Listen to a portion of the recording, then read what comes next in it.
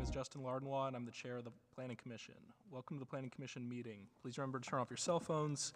The parking validation machine for the garage under City Hall is located at the rear of the chambers, up at the top of the stairs. Following a roll call during summary hearing procedure, we'll review how the public may provide comment during today's session.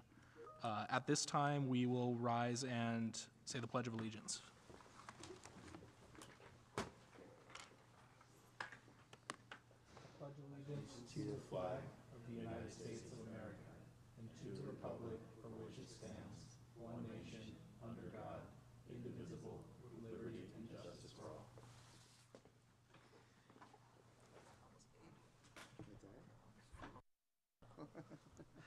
All right, summary of hearing procedures. If you want to address the commission, please fill out a speaker card located on the table near the audiovisual technician and deposit the completed card in the basket.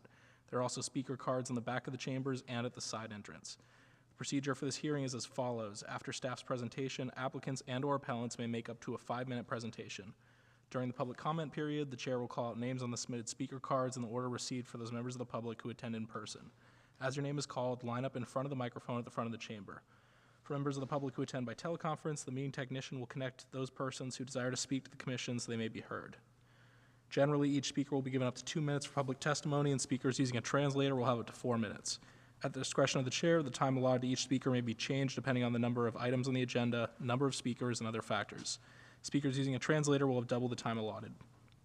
After the public testimony, the applicant and/or appellant may make closing remarks for up to an additional 5 minutes. Planning commissioners may ask questions of the speakers, and response to commissioner questions will not reduce the speaker's time allowance.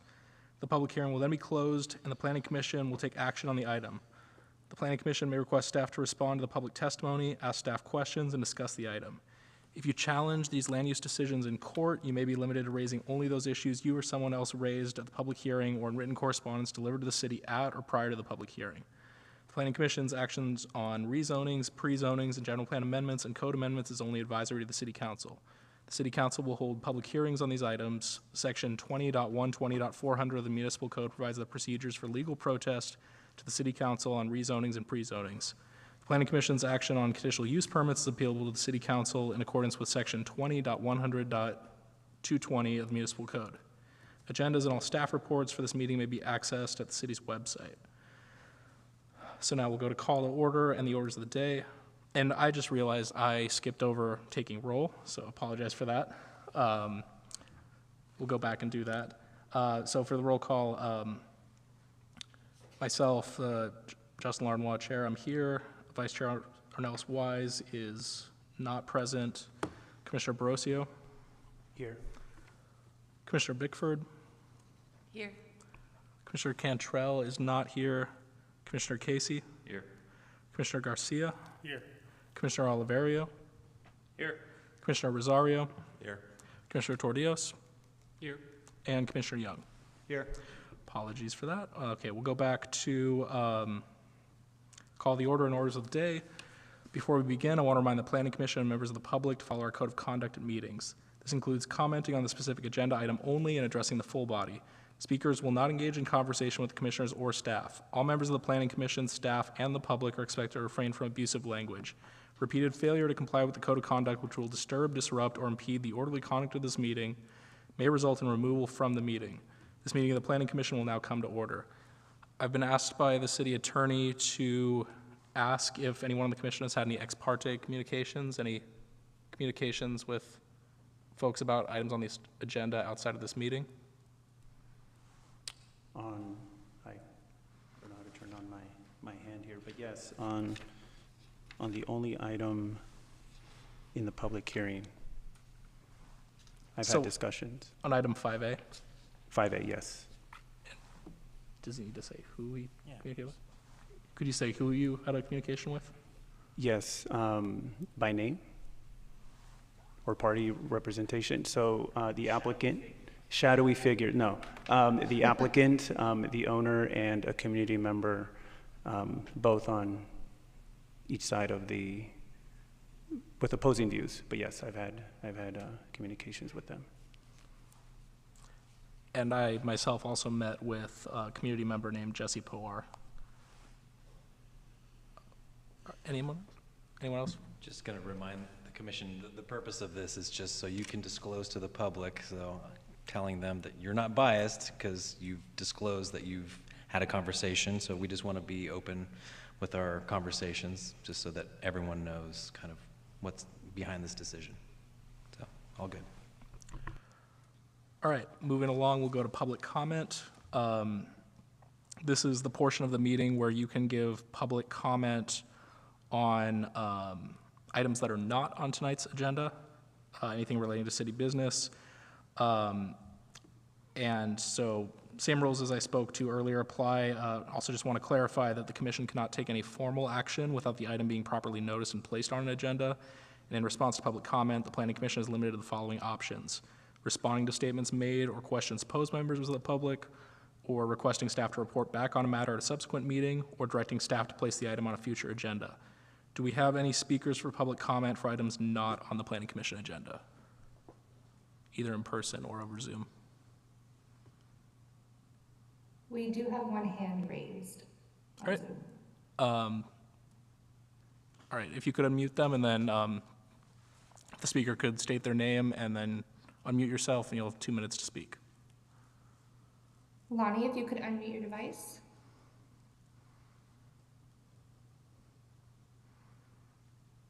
Lonnie Harden, can you unmute your device? Can you hear me? Yes, we can. Good evening, honorable planning commissioners. I have been a resident of the district for the past 10 years. When we had the liquor store here, we always had problems. Thank God the liquor store is Excuse me, not here now. I don't mean to interrupt you, but is this regarding item 5A on the agenda, which is the alcohol permit for the store located at 1484 South White Road? I think so. It's White in Story. Gotcha. Okay, so at this time, we're taking public comment for items that are not on the agenda. When we get to that item, you can give a comment at that time. Okay. Yeah. Thank you for calling in. Do we have any other public comments for items not on the agenda?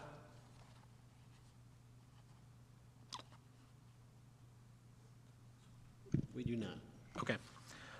Seeing none, we'll move on to deferrals and removals from calendar. I believe there are none. None. Okay. All right. So now we will move on to item 4, the consent calendar. These are items that are considered routine and that can be approved without a full presentation and discussion. However, any member of the commission may pull an item to have a full discussion on it. Tonight we have 2 items on the consent calendar. We have the minutes from our previous meeting on September 13th, 2023. And then we have item B, which is a conditional use permit amendment for a drinking establishment at 169 West Santa Clara Street. Do we have any members of the public who would like to give comment on either of these items?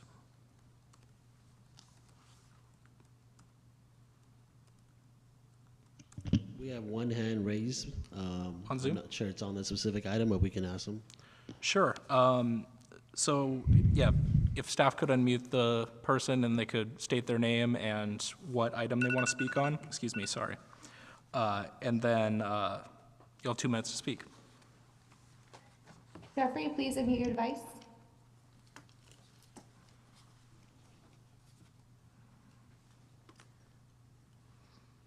Jeffrey Wilson, you are unmuted. Please unmute your device and begin your comment.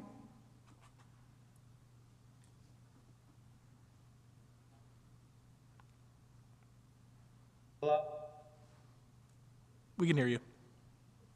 Yeah, my name is Jeffrey.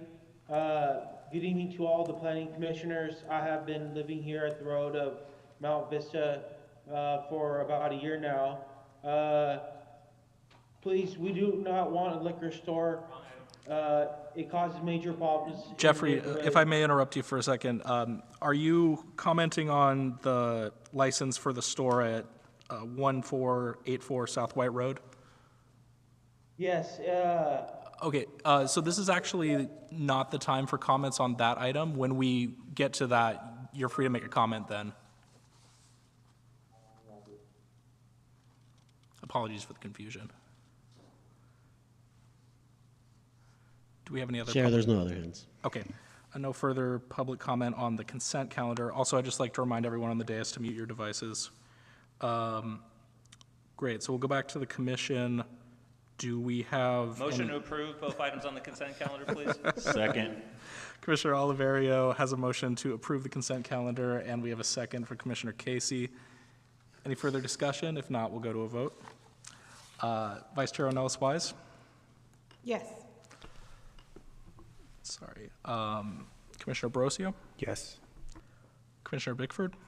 Yes. Commissioner Cantrell is not present. Commissioner Casey? Yes. Commissioner Garcia? Yes. Commissioner Oliverio? Yes. Commissioner Rosario? Yes. Commissioner Tordios? Yes. Commissioner Young? Yes. And myself, yes. So that is 10 yes, 0 no's, and 1 absent, so that passes. Also, I realize I forgot to note when Vice Chair O'Neill-Wise entered the meeting. I don't have a time for you, Michael, sorry. 6:39 Perfect. and 32 seconds. Okay. So we will move right. Sorry. I was timing the Zoom public comments myself. Forgot to turn that off. All right. So we'll move on to the public hearing.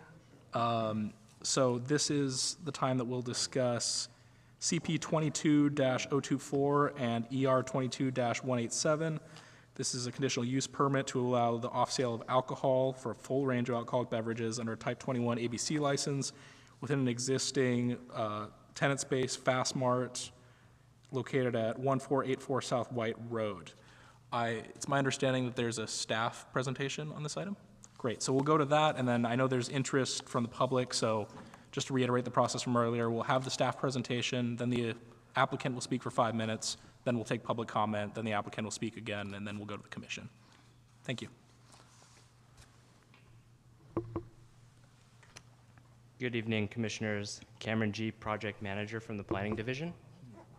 This project consists of a conditional use permit to allow the off-sale of alcohol, or beer, wine, and distilled spirits, under a Type 21 ABC license within an existing retail store currently operating as Fast Mart, located at 1484 South White Road.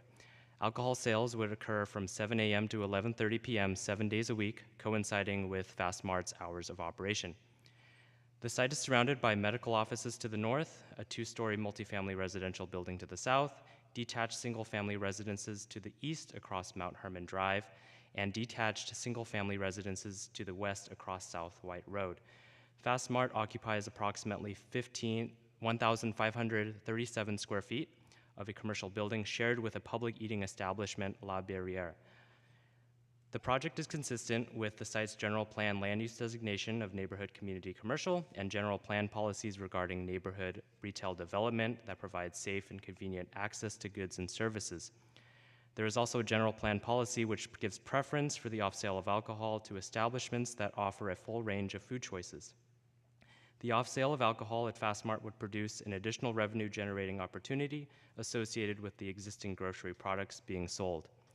To ensure safety, the interior and exterior of Fast Mart would be monitored by security personnel during business hours, as well as by video surveillance cameras. The project is consistent with the use regulations and development standards of the CP Commercial Pedestrian Zoning District, as the project would not alter or expand the existing commercial building or trigger additional vehicle, bicycle, or motorcycle parking over the primary retail and restaurant uses on site.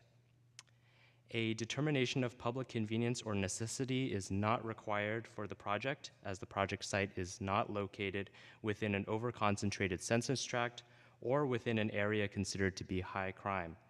There is one off-sale license currently located within the census tract, and 3 licenses are allowed.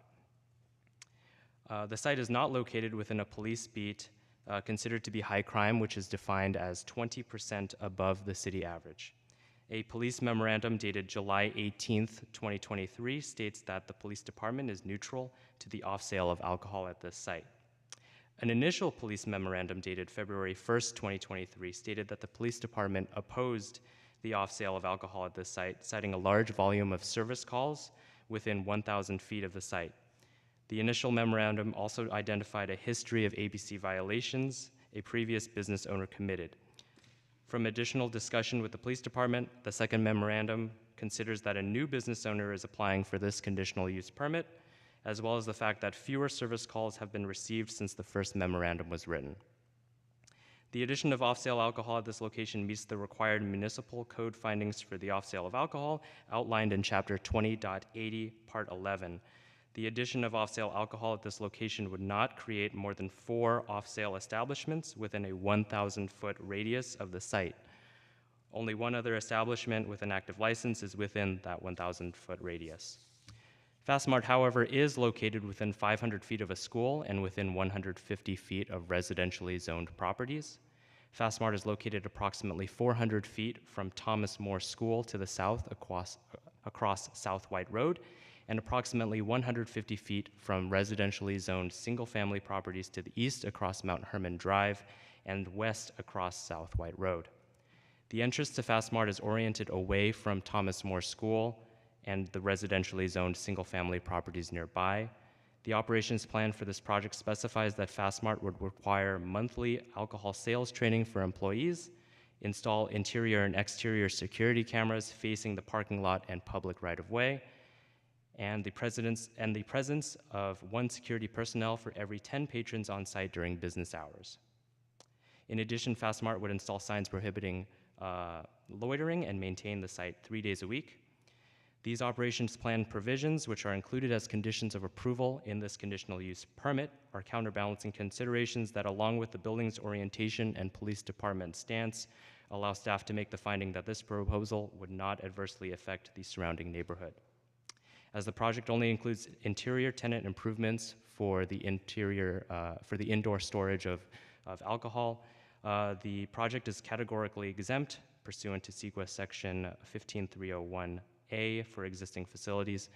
Staff also followed Council Policy 6-30 for public outreach, and an on-site sign has been posted on the property since April 26, 2023. This concludes staff's presentation.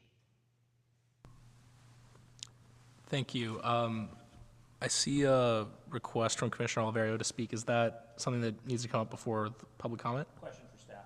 Okay. I don't know if I heard it, but I know you said that I think it's 2,537 square feet. No, 1,537 square feet. And is there an allotment of square footage for these beverages? No, there is not. We do look at if there are additional findings that need to be made for a public convenience or necessity, then we do take a look at the square footage that the alcohol sales would occupy. But in this case, we do not. And is there a typical ratio that you look for in those situations where you want to control what percentage? There is not, but I think the average typically hangs around 5%. But there's no hard rule that says above this percentage we cannot make a finding, and below this percentage we can. Okay, thank you. Okay. So we'll go ahead, and will be the time for the applicant to speak. If there's anyone here, if the applicant or anyone representing them is here, you can speak for 5 minutes. I don't see anybody getting up. Do we have anybody on Zoom? Oh, sorry.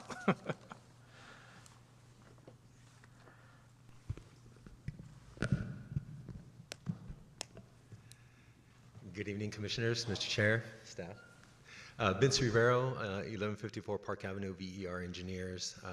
Been getting permits for Arteaga's other grocers for a long, long time, and I knew about this location and the liquor store that was there from before, so when Mr. Gruel came to my office, I was skeptical about a liquor store in that neighborhood.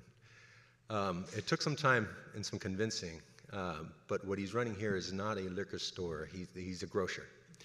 And we take pride in that he's a grocer, and continue to seek your support and to work with the City of San Jose. I want to thank San Jose Police for working with us and guiding us in coming up with our operational plan, and staff in particular, Cameron, for working with us and getting us to this point for approval for a grocery. Yes, we have been asked by the neighborhood to provide what other grocers do, what Arteaga's does, what Zanatos has done, people I've worked with in the past, and that is an alcohol component for off-site. We don't want them drinking there. But that is the proposal here before you. It's not for a liquor store. We don't want a liquor store. I brought the family, because this is a family business. The entire family's here to try and have this business, this family means of making a living in this neighborhood, to be a part of this neighborhood. And in his words, he'd like to present to you what he's looking to propose. And so without further ado, dinner. Good evening, ladies and gentlemen, esteemed members of San Jose City Commissioners. I want to express my sincere gratitude for allowing me to meet this opportunity to address you today for the owner of our neighborhood market, Fast Mart, located at 1484 South White Road. I'm deeply committed to serving our community and ensuring its continued growth. Fast Mart plays a unique and essential role in our neighborhood. It is not just a convenience store, it is a lifeline for residents, providing them with the everyday essential and sense of reliability that they can count on. People come to Fast Mart because they know they can get items they need, prices lower than other nearby stores in Eastside San Jose. Additionally, it's worth highlighting that between Ocala and Quimby Road, stretching all the way towards the hills, there isn't a single retail store where people can go for everyday essential items. Today, I stand before you to discuss the potential inclusion of ABC license for Fast Mart. This is addition to crucial for us to be better meet the demands and needs of our residents. It will allow us to expand our products offering, particularly in main of alcohol beverages, providing more convenience and affordability in to our customers. At Fast Mart, we will take the responsible sales of alcohol very seriously. We will dedicate to implementing stringent security measures, comprehensive staff training programs, and rigorous age verification protocols to ensure the utmost safety and responsibility. Fast Mart vision extends to bringing Crunchy Chicken, a popular and beloved dining option, to this location. Crunchy Chicken has approved this location, but they have set a minimum monthly sales requiring $85,000 for inside sales. However, to sustain this vision, even though we are getting many repeat customers who buy $50 plus groceries in one-time shopping stops, it is very hard to reach the sales mark of $85,000 per month without the ability to offer diverse range of products, including the alcohol beverages. I stand before you today not just as the owner of Fast Mart, but as a member of vibrant and diverse community. I have seen the positive impact that Fast Mart has on our neighborhood, and I am committed to ensure that it continue to thrive and serve our residents to the best of its ability. In conclusion, I humbly request your support and consideration in granting Fast Mart the ABC license.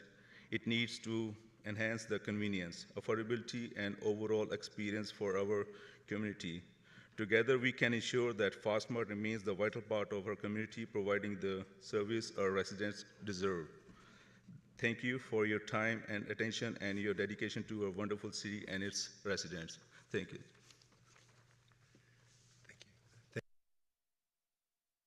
I think that's the microphone turn off because it's the end of the time. So you'll have another 5 minutes after public comment. All right, so we'll move on to public comment on this. We'll do in person first and then over Zoom. So the two gentlemen who spoke earlier, this would be your time, so go ahead and raise your hand. I have one speaker card right now. I believe the name on it is Amado Gonzalez. Yeah. Oh yeah, so go ahead to... I'm going to assist with translation. Oh, I see, okay.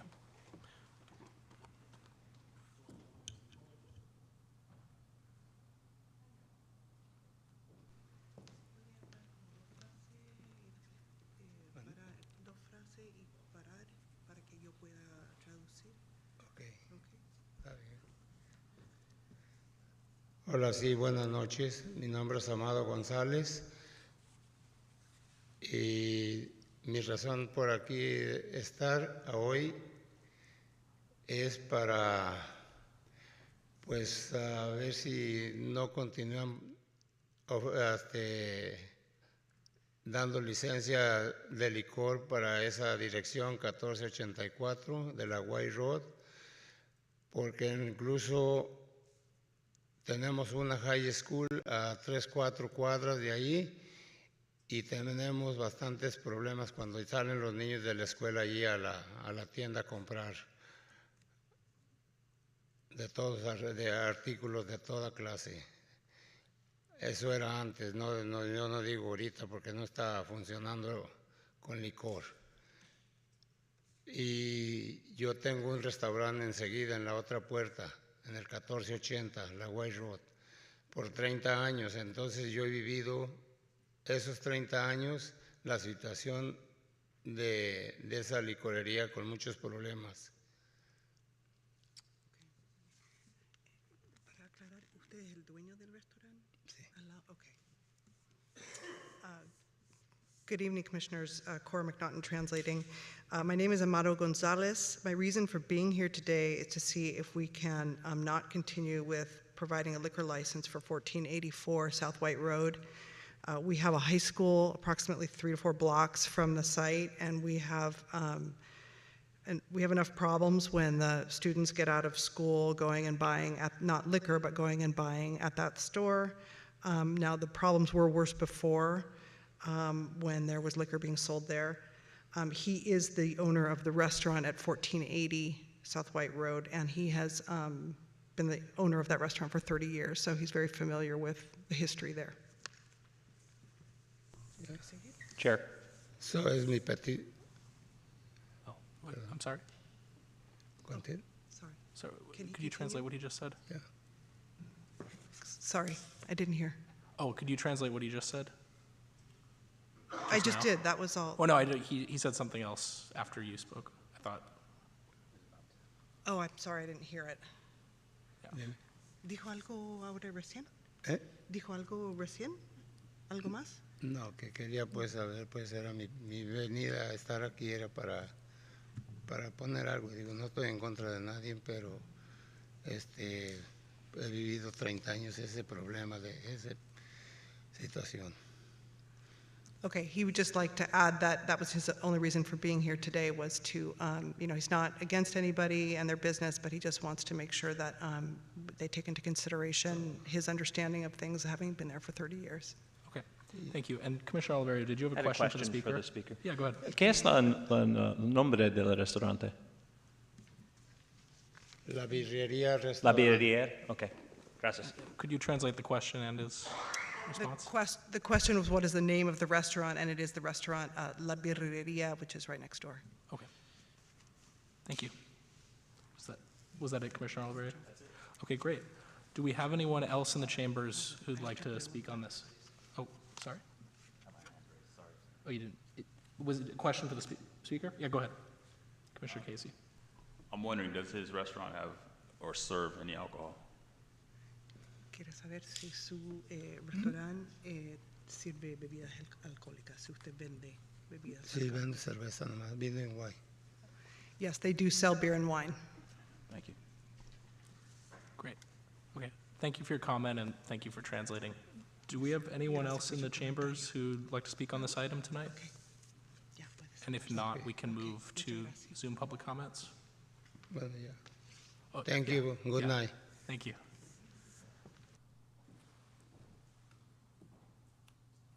Do we have anyone with their hands raised on Zoom? Yes, Wani Harden, please unmute your device. I did. Can you hear me? Yes. Yes. Yeah, I've been a resident of the District 5 for about past 10 years. We had the liquor store here for always out of problems. Thank God the liquor store is now not here now. Please, for God's sakes, no liquor store here because it's been problems before. I seen kids hanging out. They won't leave the property. and they cause trouble. They end up getting arrested right in front of the liquor store. So it's been a problem. So we don't want trouble with the cops. The neighbors don't like it. They don't want their kids getting in trouble. Please vote no on this proposition. Please. Thank you. Thank you. We'll go to the next speaker, if there's one. Johnny, please unmute your device and begin your comment. Yes, how you doing? My name's Johnny Anderson, and I've lived in the neighborhood for about 22 years. And I remember when there used to be a liquor store there, and I mean, it was ridiculous. It would be, big groups of kids hanging out, sideshows, um, you name it, drug dealing going on. So we were really happy when the liquor store was removed and stuff. So we urge the commissioners to vote no on this. And we don't need, if they're trying to open up for a grocery store, it doesn't make any sense to have liquor there as well. So, groceries fine, but there's other grocery stores in near, surrounding just about a block up. There's 7-Eleven. There's so many other spots. So I think this is just a trick to try to get a liquor license to try to sell liquor, back in that same spot again. So we urge you guys to vote no on this. It'd be wonderful for the neighborhood not to have that there. So that's it. Thank you. Any other speakers? Cam, go ahead and unmute your device.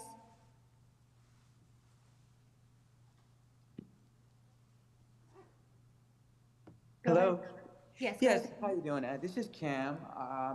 I remember as well. There used to be a liquor store here years back, and we did not like it. My kids go to the high school right up the street, and it's already a problem that there's, they hang out afterwards, and there's a lot of stuff going on, and we don't want another liquor store there for sure. They're saying a grocery store and stuff, but I don't think that they're telling the truth about this. We would urge for the commissioners to vote no on this and leave this out of the neighborhood. Like I said, I remember when there used to be a liquor store there, and there was all kinds of police there all the time, problems, drug dealers going on, selling drugs as well to the kids. And I know this because I have 2 kids that go to the school right up the street, Mount Pleasant, and so we urge for the commissioners tonight to vote no on this.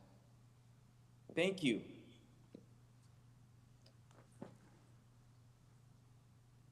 Thank you. Are there any other public commenters? Yes, Crystal Rodriguez, if you could unmute your device.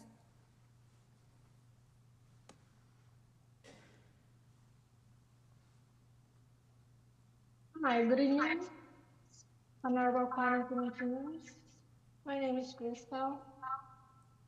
I have been living in this neighborhood for the past 20 years. This liquor stores has been stubborn ever since. They bring in nothing but problems. We thank God that this place finally does not sell liquor.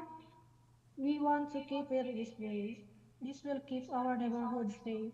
Honorable Planning Commissioners, please do the right thing by voting no. Thank you for your time.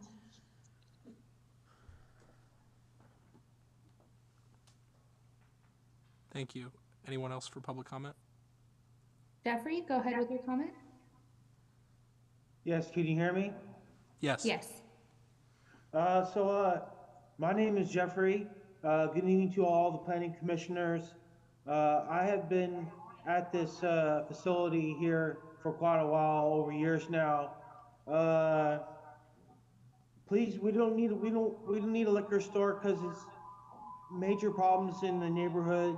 We don't need to have liquor store back. There are plenty other liquor stores. There are plenty of close by liquor stores in our neighborhood. Please, no more liquor store here at White. Thank you. Thank you. Do we have any? Harvey, go ahead and unmute your device. Yes, hello. Good evening. Hi, we can hear you. Can you hear me? We can hear you. Oh, can they not hear us? Staff, can you let the speaker know that we can hear them? Speaker, we can hear you. Can I speak? Yeah, go ahead. Yes, please go ahead with your comment. Okay, I just wanted to say that the area really doesn't need another liquor store. I mean, every time a new liquor store opens up, property values go down. As it is, we're just, giving access to liquor to minors that are nearby. The high schools are very close. And, students can get older students to buy alcohol for them and give it to them. So if it's within 500 feet of a high school, then really we're just promoting this accessibility to drugs. And also vape pens are a big problem in schools these days. I'm positive that's a big seller in liquor stores. So that's really the drug of choice for teens these days. So if you can walk right outside your high school and go get some vape pens, that's great accessibility. So we don't need to provide more accessibility to younger audiences, as well as, folks that are alcoholics. If there's another liquor store down the street, what's going to prevent them from not drinking? Hey, I'll go pick one up right now. I'll be right back. So we're making the neighborhood unsafe for teenagers as well as adults. And there's plenty of ways to get alcohol these days. If you're a drinker, you'll find it. But if it's around the street, you're really going to be there in a heartbeat. So we don't need to get more accessibility. That's all. Thank you.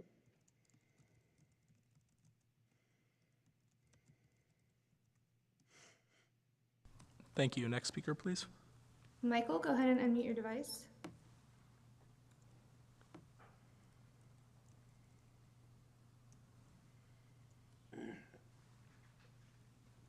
Can you hear me? Yes. Okay. All I have to say is good evening, honorable planning commissioners. My name is Michael Vonsalza. Please vote no on this project. Liquor store will bring nothing but problems. We, the neighbors, don't want it here in our neighborhood. We thank God that the previous liquor store got shut down. Liquor store only creates problems wherever they go. Please vote no, and thank you. Thank you. Next speaker, please. Regina?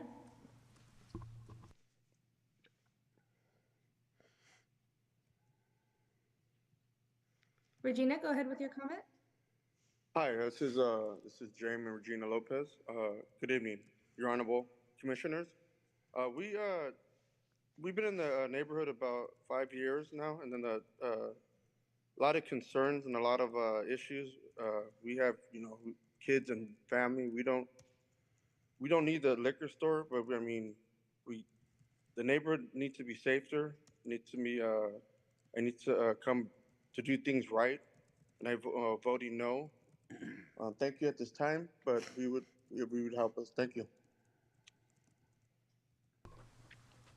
Thank you. Next speaker, please.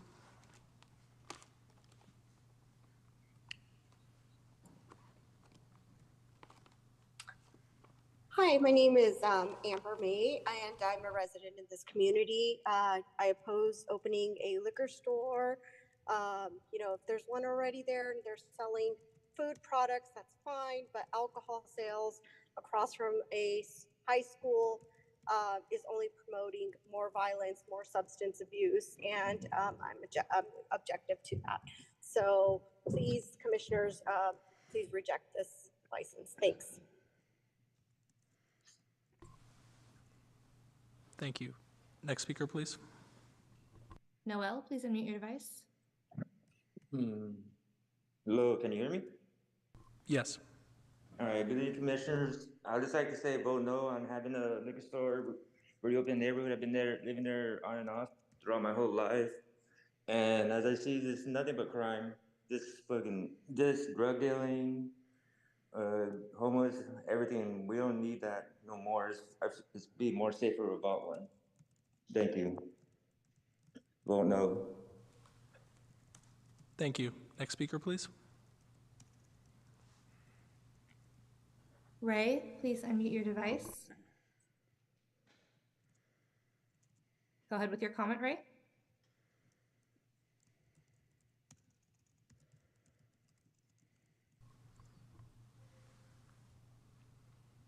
Ray, you are unmuted.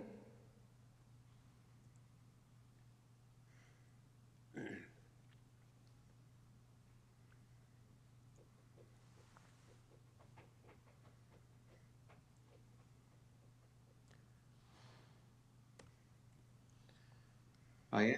Hello. Hi, we can hear you. Yes, can you hear me? Yes. Okay. I'm here today. Or first, let me start off. Good evening, honorable planning commissioners, and I'm here today to ask that you guys vote no on this. Having a liquor store there, it just brings problems. Loitering, drinking in public, the sideshow stuff, and they have a little too much to drink and get in their cars and speed around the neighborhood. So I'm asking today that you guys vote no on it. And I've seen all this before. I've lived in the neighborhood 25 plus years, and it's just a bad idea. So can you please vote no today on this? Thank you very much.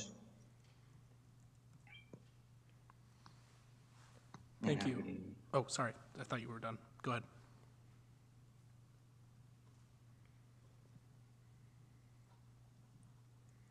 Okay, I think that concludes Ray's public comment. And have we got through all of our speakers? Those are all the speakers. Okay. All right, so that concludes public comment. We'll go back to the applicant or their representative for an additional 5 minutes.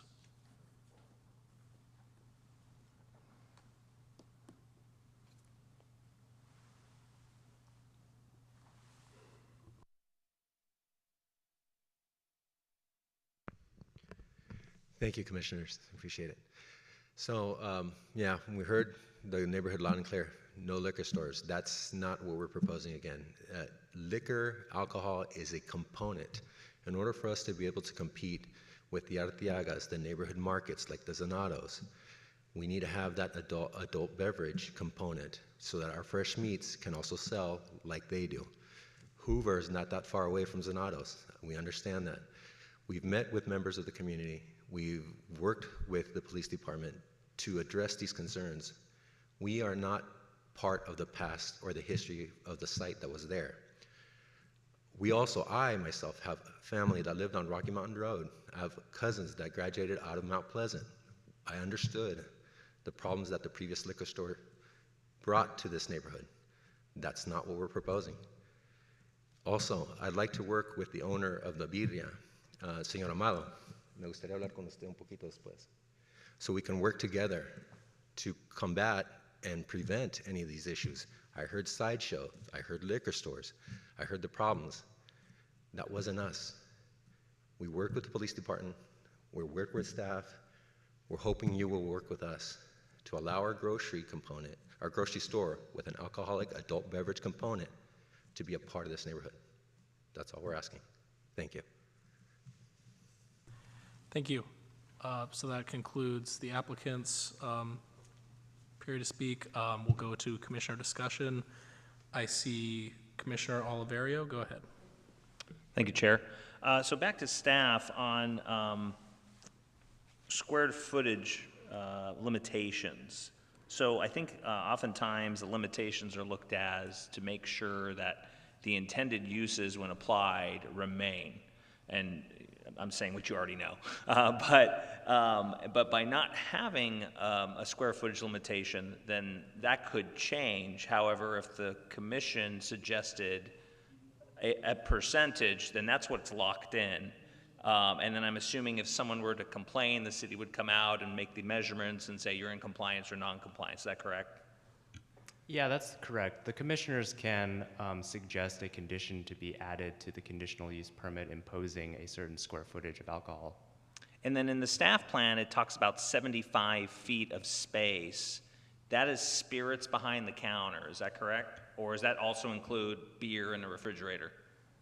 Yeah, so that includes both the behind counter spirits as well as, I believe there's one refrigerator of the existing that are there dedicated to beer and wine. Got it. And then I think from what the applicant has put forward is that they've put forward 4.9%, the magic under 5, but that's something that they've already proposed, but it's not locked in. That's correct. At this time, it's not a number that is, it's not a limitation. Okay. Yeah, I mean, I see a family here, an immigrant family, like many immigrant families that has come to this country and operated small businesses to strive for the American dream. On the other hand, I clearly hear the comments from the community, and I myself am not a fan of standalone liquor. However, if it's accompanied by food and truly accompanied by food, even though it's not a major brand grocery store, then I feel there is, I feel that's a fair argument that they're trying to, they don't have the cash of a corporation to, open 20,000 square feet. They have the money to go lease a space of 1,537, operate 75 feet of this and the balance of that. But if it's locked in, I feel better about that. I don't want to speak for my colleagues that are closer to this environment that may live there, but I just want to throw that out as something to consider. Thank you. Thank you, Commissioner Oliverio, and I see Commissioner Casey next on my list. Yeah, my comment kind of dovetails. You kind of stole my thunder there, Commissioner Oliverio. What are the other items? We've heard the term grocery store stated a few times. Is there produce? I mean, how do we distinguish whether it's actually a grocery store or not? Yeah, so I believe in our general plan, there's a general plan policy that gives examples of what products are being sold at a grocery store to be considered for off-sale alcohol permits. Those include like dairy, eggs, fresh meat, produce, breads, fresh foods, essentially. So the applicants, as opposed to like prepackaged only items. So it qualifies based on our definitions as a grocery store. That's correct. So, I mean, just to clear up, a lot of the callers, they're upset about a liquor store going in. So as staff has presented this is in fact a grocery store. Correct. Thank you.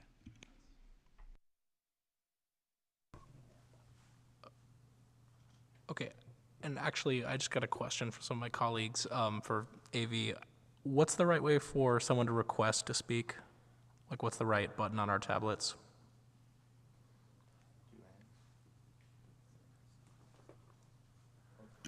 I can walk up there and show you. I don't know. Yeah. And to the members of the public here, apologies. We got a new computer system recently and still working out the kinks of using it.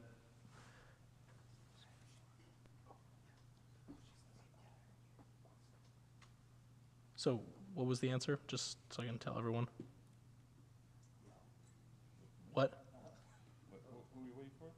No, I was like, I know he told some of you how to request. What was the answer?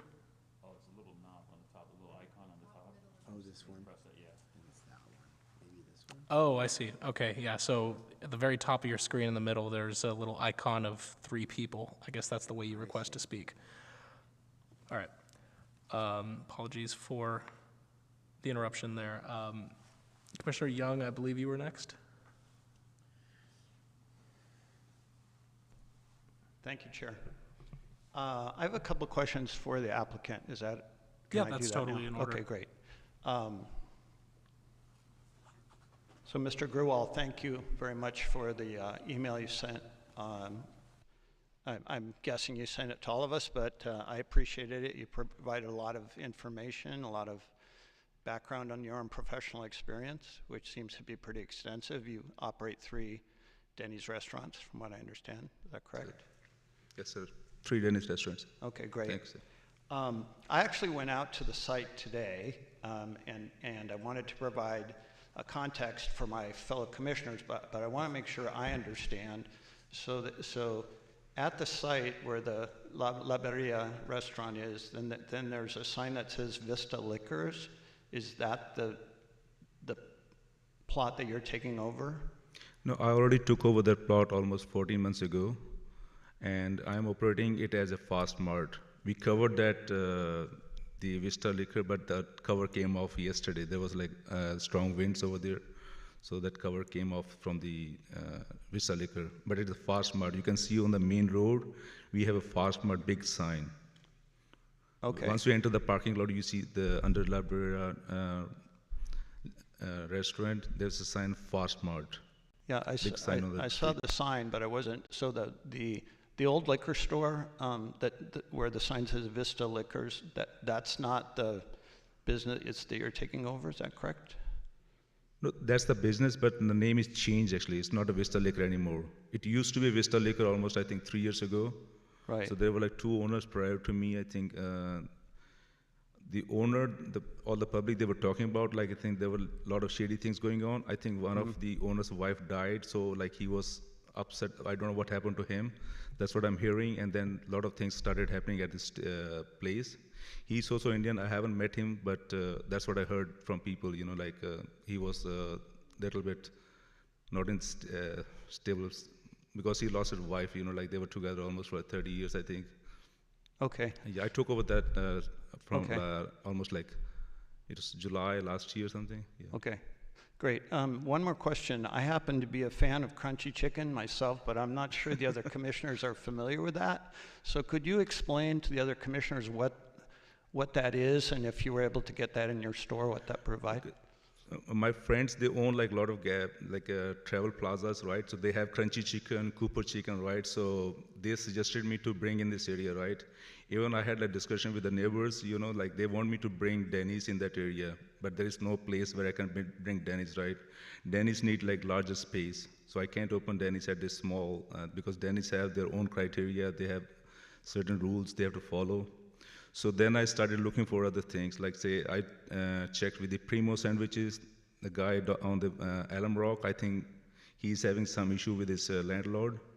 And then I called Cooper Chicken, I called Crunchy Chicken. So Crunchy Chicken approved me, and they said they can approve me, they can let me sell Crunchy Chicken here, but they need at least $85,000 inside sale. They want to see more traffic here, because there's a like initial $65,000 worth of like appliances, and they will also like what do you call that? Give me credit for that, right? The initial investment to help me to start the business. And they said they don't want to take a risk, you know, because if there's no traffic, they're not going to take a risk. Right. So if you bring more traffic, yes, definitely they will. They will help me with this. That's what they told me. Okay, great. Thank you. That's all the questions I have. Appreciate it. Thank you. Thank you, sir. Thank you.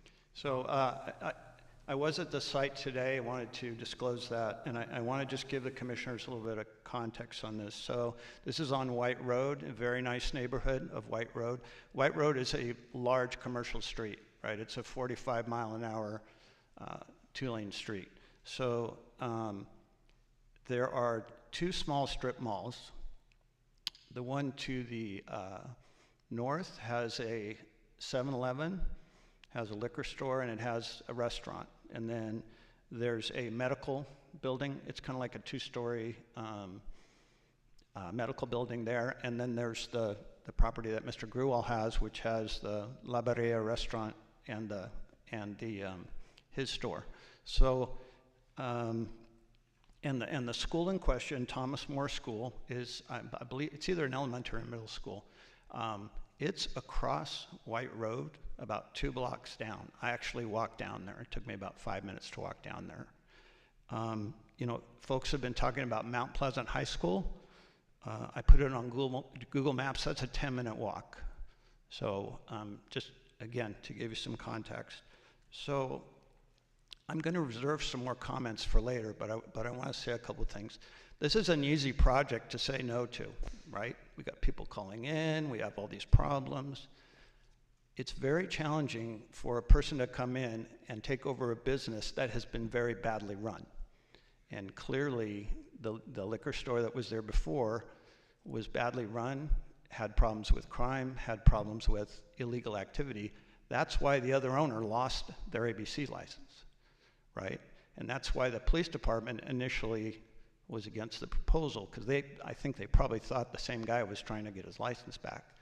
So Mr. Grewal is trying to start up a convenience store. It's not a liquor store. I mean, that would be like calling 7-Eleven a liquor store. 7-Eleven is a convenience store. They sell food, they sell, you know, if you want to come in and get some milk or some eggs or a loaf of bread, and 7-Eleven also has, you know, beer and wine or whatever. So that's what Mr. Grewal is proposing. So personally, I'm going to reserve some comments for later, but I would really like the commission to look at this with an open mind. Because as I said, it's very, on the initial thought process, I would say no also. And I understand the concerns that have been expressed by the folks in the community. I do. They have had a terrible situation there with the previous business owner. But Mr. Grewal is not that person. Mr. Grewal is trying to start a new business. So I'll reserve my other comments for later. Thank you. Thank you, Commissioner Young.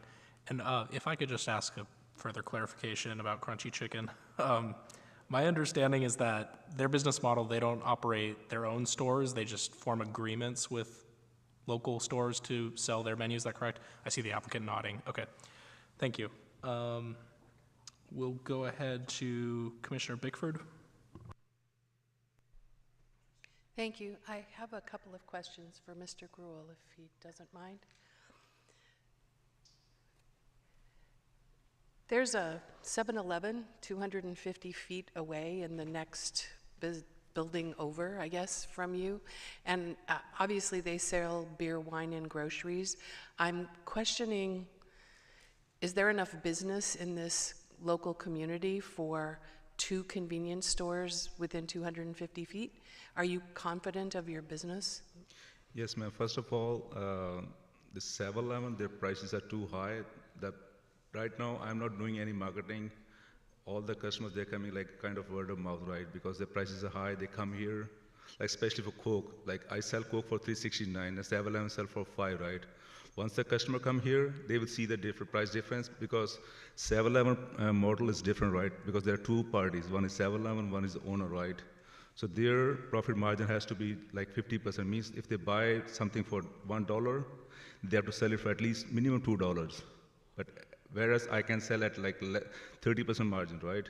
20% less than that. Still, I can make more money because owners of 7-Eleven make less money because 52% goes to the 7-Eleven, 48% remains to the owner. So business-wise, number one. Number two, that 7-Eleven doesn't take any EBT cards. This area is heavily with the EBT cards, right? I'm getting customers with the EBT cards because I'm getting like, they come and buy like for $50, $70 worth of groceries, right? Because 7-Eleven, they are not taking EBT cards. They have no other place. Either they have to travel because they come and complain, right? Like especially in rainy days and like in say winter, some people don't have a car, right? So they have to just go on the foot and like go to other stores, especially like Food Max or CVS.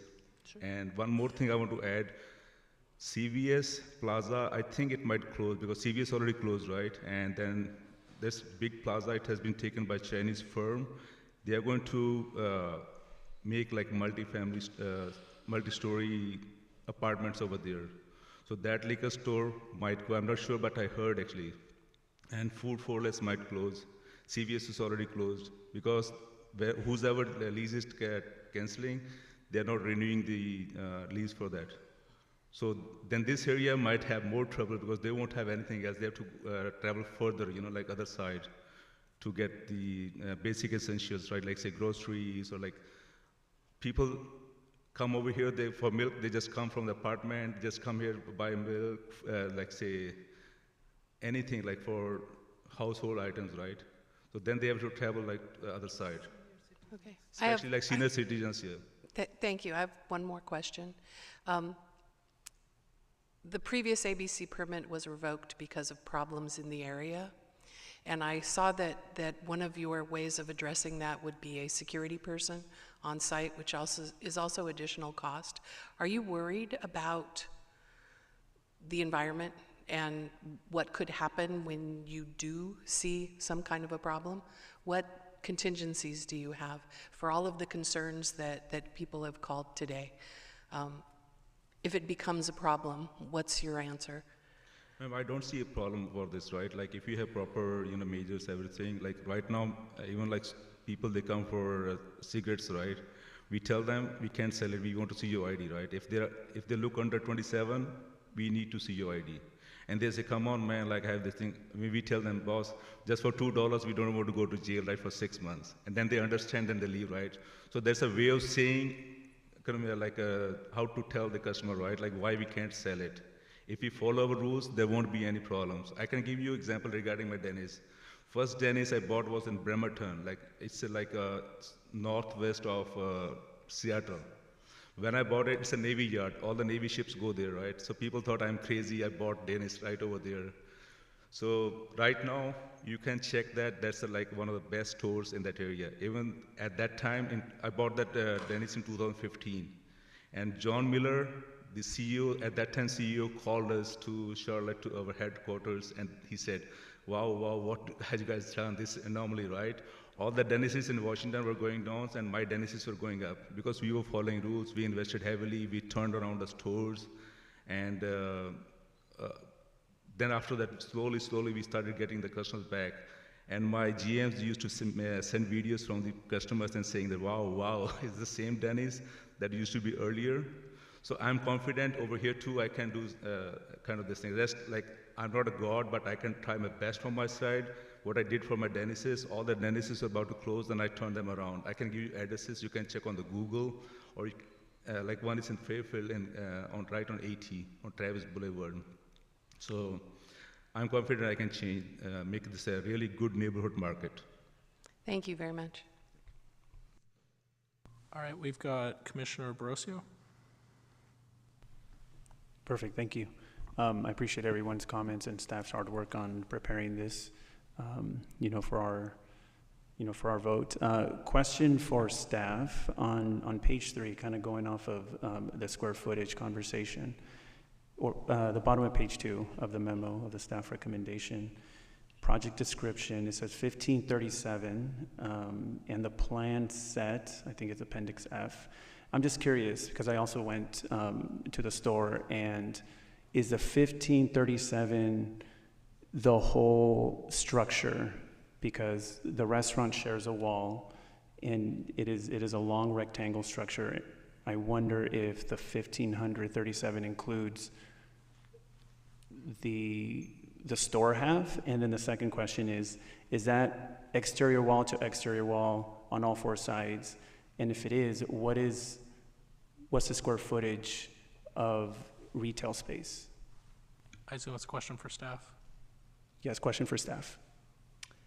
Yeah, so the 1537 square foot number is for the Fast Mart retail store. The total square footage of the entire building, which includes the restaurant, is 2,767 square feet.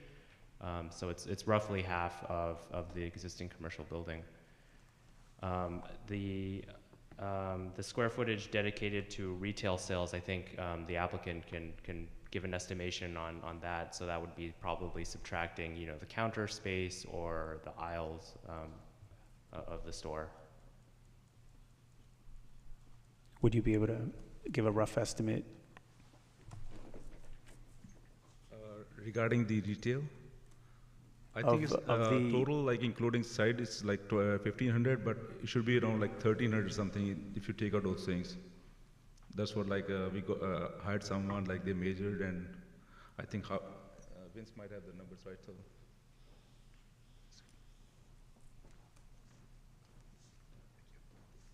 Thank you. So if I understand the question correctly, it's how much of the building square footage is dedicated to the grocery. Is that correct, or could you repeat your question? Dedicated to sales of any merchandise. Of any merchandise. We came out using AutoCAD at 13 to 1312. That was our number. 1312. Yeah. Okay. And this is just a basic question, but I don't know the answer to. The 4.9% or the 5% threshold, is that something that, and this is for staff, is that 5% for structural square footage or for sellable merchandise space, 5% of that? So I think I mentioned earlier, it's not a hard rule that a convenience store needs to sell above or below a certain percentage. 5% is usually our average when we impose a condition that limits, any expansion in the future, right? So in this case, it would take into account the 1312 retail area that Mr. Vince stated. So it would be over the 5% for the 75 divided by 1,312. I believe that is 5.7%. Okay, and Commissioner, just to clarify, in general, we usually use the gross floor for all other off sales, including the exterior of the wall, to calculate it, just to account for that there could be reconfigurations of all stores. That's our general practice. So in this case, that 4.9% took account of the gross of the overall store versus the amount of sales area that they currently are showing on their plan sets. That's how the 4.9 came to be. okay, and that's industry standard, right? Like you do the exterior. I wouldn't say it's industry standard, but that's how we typically have all the other applications generally do their percentage. Okay. No, thank you for that clarity. And right now, it operates 8 a.m. to 8 p.m. At least that's what I saw. The proposal is for it to go to 7 a.m. to 11:30 p.m. Is that correct? That's correct. Yeah, we're trying to get a little bit more hours in, closer akin to other grocers as well. Okay. What is the typical closing hours of a grocery store? Let's say Grocery Outlet, Safeway, in the neighborhood. Oh, much later. Like, for example, the one I just worked on Safeway on Berryessa, they end up closing at midnight. That's when they start. Yeah. But in the neighborhood, in this neighborhood. Yeah, in the neighborhood where, in, let's say, the census tract or. Yeah. I didn't do that research specifically this neighborhood. I just did it citywide per grocer, and I know that they start their soft closing much, much later than 10:30. And we would start at 10:30. Yeah. Okay, thank you. Yeah. He may add an additional comment. So the Safeway, nearest Safeway close at 1 a.m. The one on Capitol and Tully, right next to Mercedes. Right by Eastridge? They close at 1 a.m. Okay, I'll reserve further comments. Thank you. Thank you, Commissioner Barocio. Vice Chair Ornelas-Wise? I also have some questions for the owner. Sorry, we're getting you to get up so many times. You might want to hang out up here, Mr. Gruhl. So I have a question in regards to the items that you currently sell. When you talk about produce, do you have vegetables and fruit? Right now, we have like a very small item because, like we don't have much traffic over there. Yes, we do have like essential item, whatever the clients they ask, we ask the neighbors, right, whatever you need, let us know, we will bring it here. So we are adding items, whatever our customers are asking, because vegetables, they are good only for 2-3 days, right? So we used to keep it, we still keep, but not that much, but whatever the clients ask, we keep it over there, like sandwiches, all those kind of things. So do you have vegetables and fruit right now? Right now we don't, we just keep like bananas, that's it, nothing else more than that. Do you plan to have produce? Yes. Okay. Because once I have enough traffic, then yes, definitely I will. Because right now I just get like EBT customers, right? Most of them, they are like, they buy the canned food, or they will buy like sandwiches, they buy like eggs, breads, those kind of things. Yes, I keep all those items. Okay. I noticed that, well, I just saw the photos. I didn't have an opportunity to go out there, but I have driven down White Road before. But I saw that it had bars and, have you thought about painting it? Which one, ma'am? Have you considered painting the property? Like improving the outside of the store? Yes, ma'am, especially inside right now, it's kind of cave, right? Like, especially at night, it becomes dark, right? So I will put more lights, and I want to move the refrigerator to the other side, and I would open the front wall so that when customers come in, they feel safe, right? So that even like undercovers or anyone, they want to come and sit in the car, they want to watch what's going on inside, they can see, right? I want to open up the front wall towards the fence side. Yes, ma'am. Yeah, I mean, this is a tricky situation because there's so much community opposition. So I think as community commissioners up here, it makes it challenging, right, to listen to this stuff. But, so I'm wanting to hear, what are you going to do for the community to improve, right? So one of the things, obviously, safety has been a big concern for the community. And I saw in the report that there was going to be a security guard, but it seemed like even the security was on a certain condition of 10 people, 10 customers.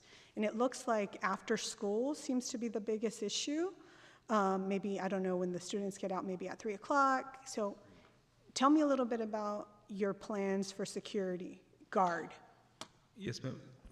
Typically, these kind of stores, like, we don't get like more than 5 to 6 customers at a time. Like, yes, after school time, there might be, but I will take a look at it. Like, if we get more customers, then we definitely have to increase more security, right? It will happen only during school, when school gets off around like 3 p.m. Mm-hmm. But right now, we are not getting as many, like just 1 or 2 customers at a time, like, that's all. But definitely I will take a look at all those things. Like, I won't let anything happen. If I promise anything, then yes, I will deliver it. Because right now, all my neighbors, they want this thing, but I don't know, for some reason, like, everyone was scared to come here because don't want to come in public or something. There was something going on, and there were many other things I heard regarding my neighboring restaurants, or not restaurant, like other businesses, that they were telling people and go and oppose because that might decrease their sales too, right? Because our prices will be a lot better than theirs. Mm-hmm. So they, I think that's what I heard actually. Don't know whether it's true or not, but regarding the position, I don't know what's going on. But definitely every day I get at least 25 people. I wish I had a ring camera installed over there and could have bought a clips over here and shown like how many people they come over there and ask for different items every day. Yeah, I mean, for me, it's like I believe that you will improve it, that you will significantly improve it. I mean, is that correct, what I'm hearing, that you will significantly improve the exterior and create more safety? I just want to hear, is that correct? Yes, ma'am. I can give you 3 city names. There are only one Denny's in those 3 cities: Bremerton, Federal Way, and Fairfield. You can look at the history of those restaurants. What were they earlier? What are those now?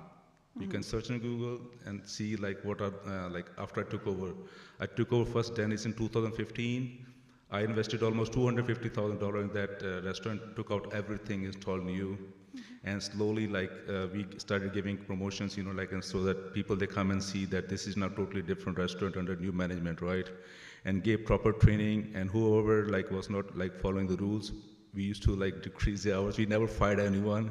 We used to reduce their hours, so that they used to leave, right? And then I took over Federal Way and Fairfield. We did same thing. And now all 3 cities, they have only one Denny's in each city because like Denny's, they give you right for the city, right? And you can search up and see the history, like how they turned around like in past few years. Yeah, I mean, obviously the community here is in high alert because of the past. I don't think that you should get punished for what someone did in the past, right? Yes, ma'am. But you're aware that, if this is issued, a lot of people are going to be watching you and watching what's going on. And so I just, that's... The only thing is, ma'am, like I'm a broker from last 20 years and I know this area very, very, very well. My kids grew up in this area. They went to high school, and my daughter, like, she's working in VTA as like, she's a kind of like a business partner in Mountain View in VTA. My wife, she works in like DS office. My son, He is in like a UCI doing computer science. So I know this. I have been living here from last 24 years, and I know this area. East side needs a lot more retail shops and restaurants. There's not even single dine-in restaurant in East Side. I hope you're familiar with that area. Mm-hmm. You won't see anything where they can go and sit and eat. So I want to target this area. I want to bring Denny's or like Chili's kind of thing in that area, so that people in that area can have also like where they can go with the family and sit and eat. Okay. That's what my vision is. So. But right now, there's nothing to open that kind of things. That's why I started from the first step, and that will give me like more stability, and then I can move forward with the other projects. Yeah, I mean, just because I looked at the photos, and just by looking at it, it looked a bit blighted, right? So, I mean, of course, I would like to see like sidewalk steam cleaning. I'd like for it to be painted. I'd like outdoor plants. I mean, really beautify it, because once something is clean, it tends to be more safe. Right? And so those are just my comments for now. Have you seen the store from inside? I have not. So people, they come over there, they say like they haven't come here from last 20, 25 years, and they have not seen this store this clean. So one guy came, he was a veteran, and he said like, I know this guy might be a military guy. I said, why are you saying this? He said like, this so well organized, and I swear to God, I'm not telling a lie. And he said like, this is well organized. I said, like he's not a military guy, but he had done a schooling from India, from really kind of military school. My schooling is from Dehradun, like in one of the best schools in India. So I know like how to like run a business. And then I did like Dennis. Dennis taught me really good regarding business, like cleanliness and how to present our products to the clients and how to take care of your clients, right? So customer service is good. You can give same answer in different ways, right? Without like upsetting them. So that's what I learned, and that's what I'm using here to like build good rapport with my customers, Yeah. All the customers who come here, they like it. They are not saying, some customers, they come for 5-6 times a day actually, especially from the apartment next door. Mm. If you want, I can bring videos, I can like upload on the system if you guys have anything. Yeah, these are all the comments I have for now. Okay, thank you. Okay, thank you so much. Thank you. We'll go ahead. Looks like next I have Commissioner Oliverio. Thank you, Chair. Commissioner Young, when you visited the site, did you enter the store?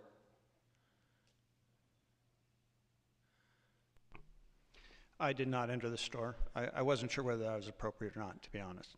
Got it. I was sort of hoping you did, because that'd been just great to clarify and confirm. So, thank you. But I went inside today. What's the question? Let me redirect to Commissioner Barroso. Have you entered the store recently, and what did you see? So,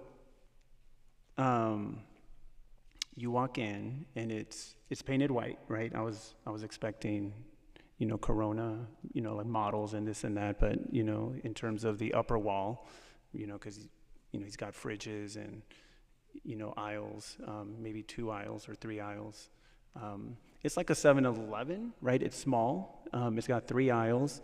It's got fridges in an L, a restroom, counter space. But the counter space behind is pretty bare. It's just counter. A couple products. I think, maybe cigarettes, and maybe some 21 and over pills for. I mean, that caught my eye. Pink pills or purple pills for the gentleman. But aside from that, the orientation in the floor plan looks like it may be remodeled, right? Because the main entrance where the counter sits on, I don't know if we can bring it up. I don't know if the technographer can bring up the floor plan on page 2, Exhibit F. But the counter right now is at the entrance and exit. But in the floor plan, I don't know if this is the proposed floor plan, the counter is on the opposite side where the restroom is. And I don't know if that's typical. But in terms of inside, it's pretty clean. Not a lot of traffic, like foot traffic, I was the only one. But I do agree, and everyone can take a look in Exhibit F with the pictures taken by staff. The exterior, it does have bars. It does, the parking is, it does have designated parking spots, but, you know, like maybe repaving would help with the aesthetics. But the bars definitely do send a message, and the graffiti on the outside do send a message of, okay, well, you know, like this is a neighborhood shop, right? But in terms of uplifting its appeal, it would have to go, it would benefit from an exterior pass at it. Yeah, but the inside clean, welcoming, friendly, lights are bright. Yep.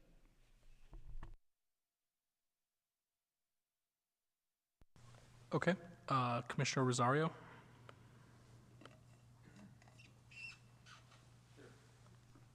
Sure. Just so you know where I'm coming from, I, in the past, was the CEO of a network of public health centers, and our offices were in the medical buildings that you mentioned on Norwood and White.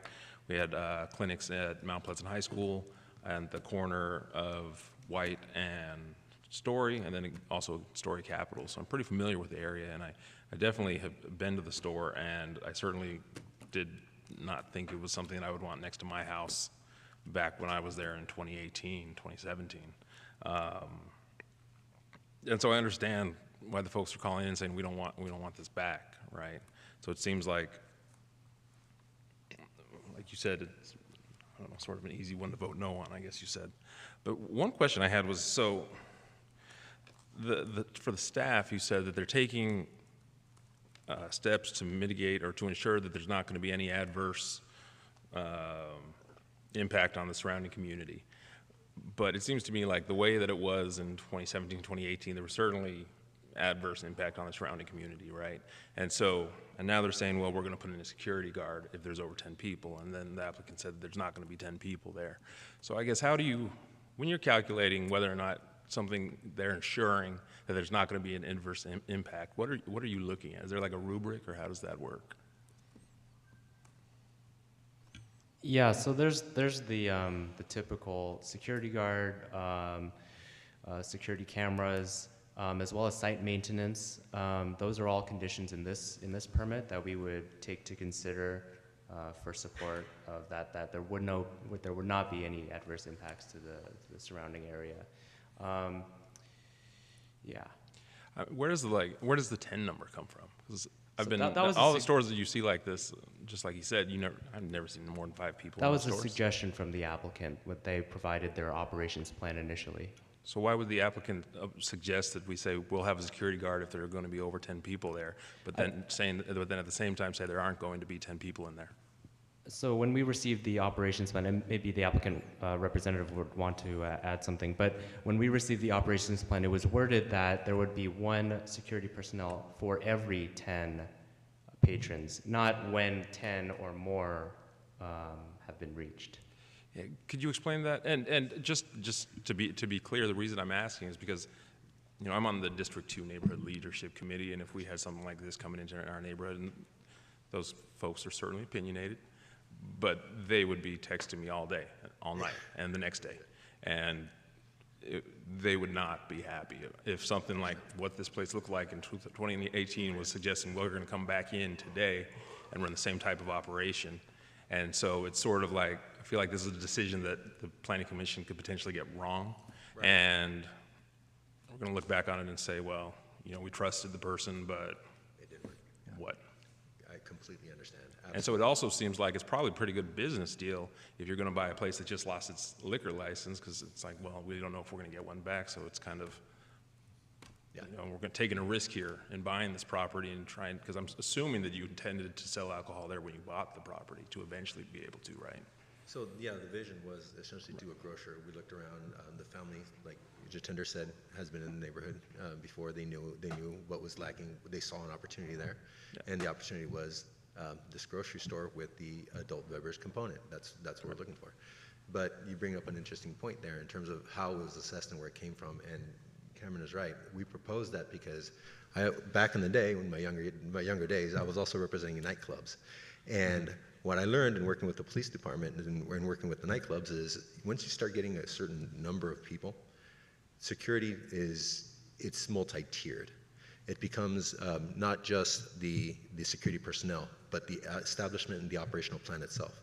So we worked with San Jose Police, the PD, and said, okay, look, how can we make this safer? How can we not repeat the sins of the past, even though we're more than likely going to pay for them, even though we didn't do them, but we're going to pay for the sins of the past, like you alluded to. And treating it like it's a little bit of a nightclub, overkill in terms of security. That's where we were coming from. That's what we were the ones that proposed, said, hey, we'll bring security. We'll bring cameras. We are aware of the bars. We want to make sure we do that facelift, but that requires a permit. Anything on the outside, we're taking it one step at a time. So it's a growing process, and we're asking you to trust us. But we're hoping, working together, that you're going to learn that we've earned that trust over time. Yeah, I think paying for the sins of what somebody else did in the past is an unfortunate reality sometimes. It's a reality, yeah. So, I mean, that's where I'm kind of struggling, particularly given all the community input, right? Yeah. So, yeah. That's all the comments I have for right now. Okay, thank you. Commissioner, I also wanted to clarify that the previous business that was there didn't have a CUP. There was a time in the city of San Jose that all sell liquor and bars and other establishments did not have to get a permit from the city. Okay. So because the use was discontinued, we have the opportunity to issue a permit and put conditions in it. So in addition to revoking the actual ABC license, that we can potentially also revoke the CUP through a process as well for violations of any of the conditions or any of the terms set out. Okay. Okay. I have Commissioner Young next.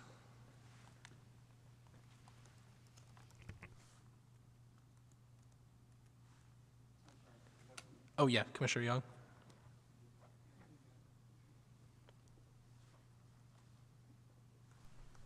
Thank you, Chair. So I'm going to try to make an argument here. So I think when we look at a project, what I try to do is say, will this make the neighborhood better? I think this project will, and I will share my reasons why. So my question is, would the neighborhood benefit from another place to buy groceries? Yes, they would. I don't know if you've had occasion to go to 7-Eleven, but they charge a lot of money for, I have one near my house, and it's very tempting. I try not to go there. So I'm thinking with another convenience store that sold groceries, that would give the residents another option, a place to go. It replaces a liquor store, which has been very problematic, with a convenience store operated by an individual who appears to have deep roots in the community and business experience. It also provides a fast food option, and any of you who haven't had crunchy chicken, it's great. So it's a place where you could literally go and, hey, I want some crunchy chicken for dinner, right?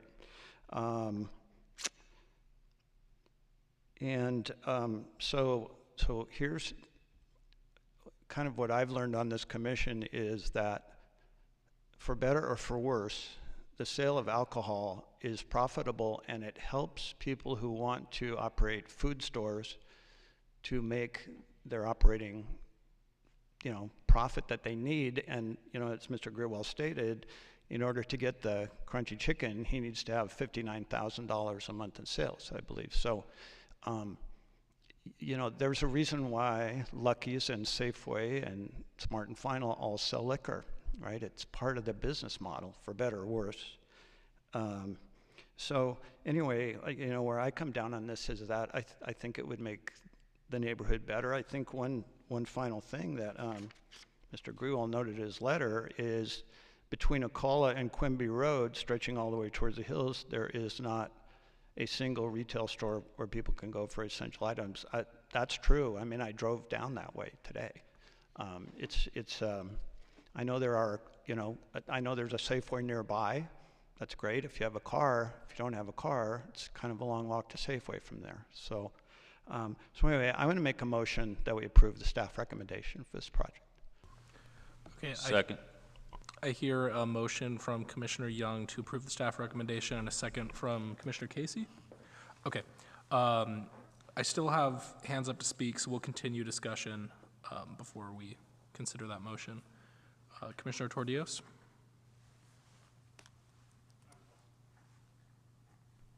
I was also planning on making a motion, so no further questions from me. Okay. Next, I see Garcia. Yes, thank you.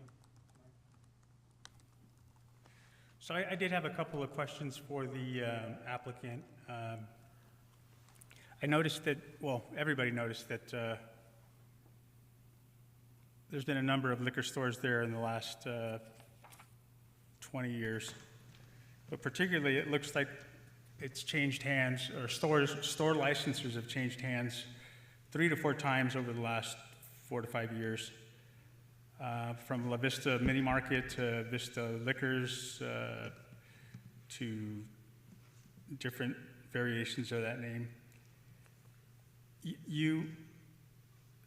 I also saw that the ABC license applicant was changed in process, right? It was the Fastmart Corporation. There was a recent change in ownership. Is that accurate? What was that, sir?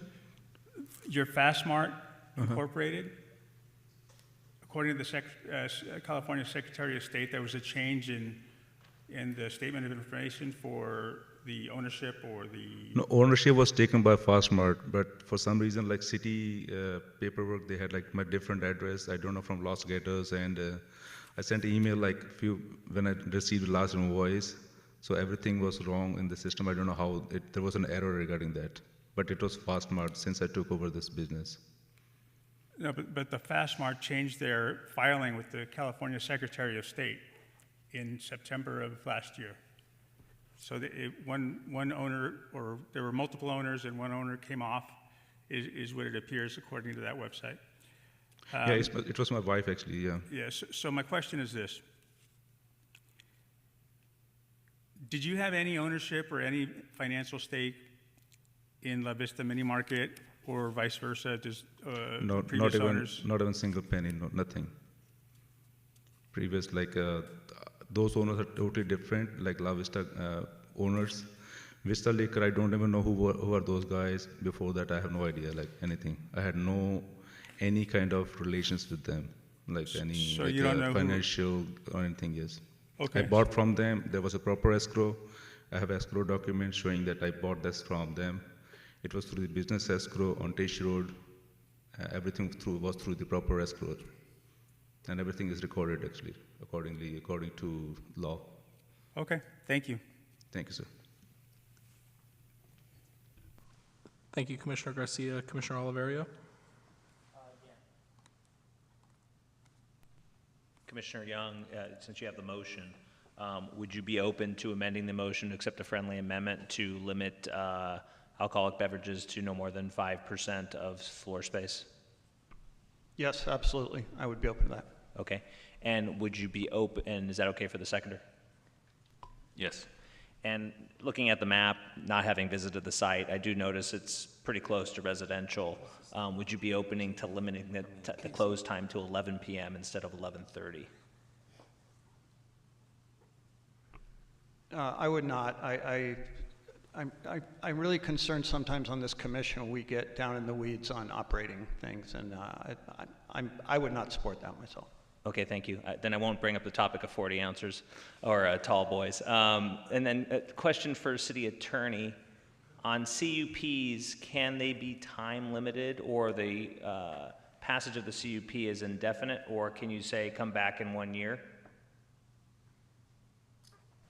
I think that's more of a question for staff. I mean, if John, you want to answer that one? Yeah, we've already established it through legal precedent that we can't time condition just for the amount of investment they do into the store. So typically the permits will run with the land.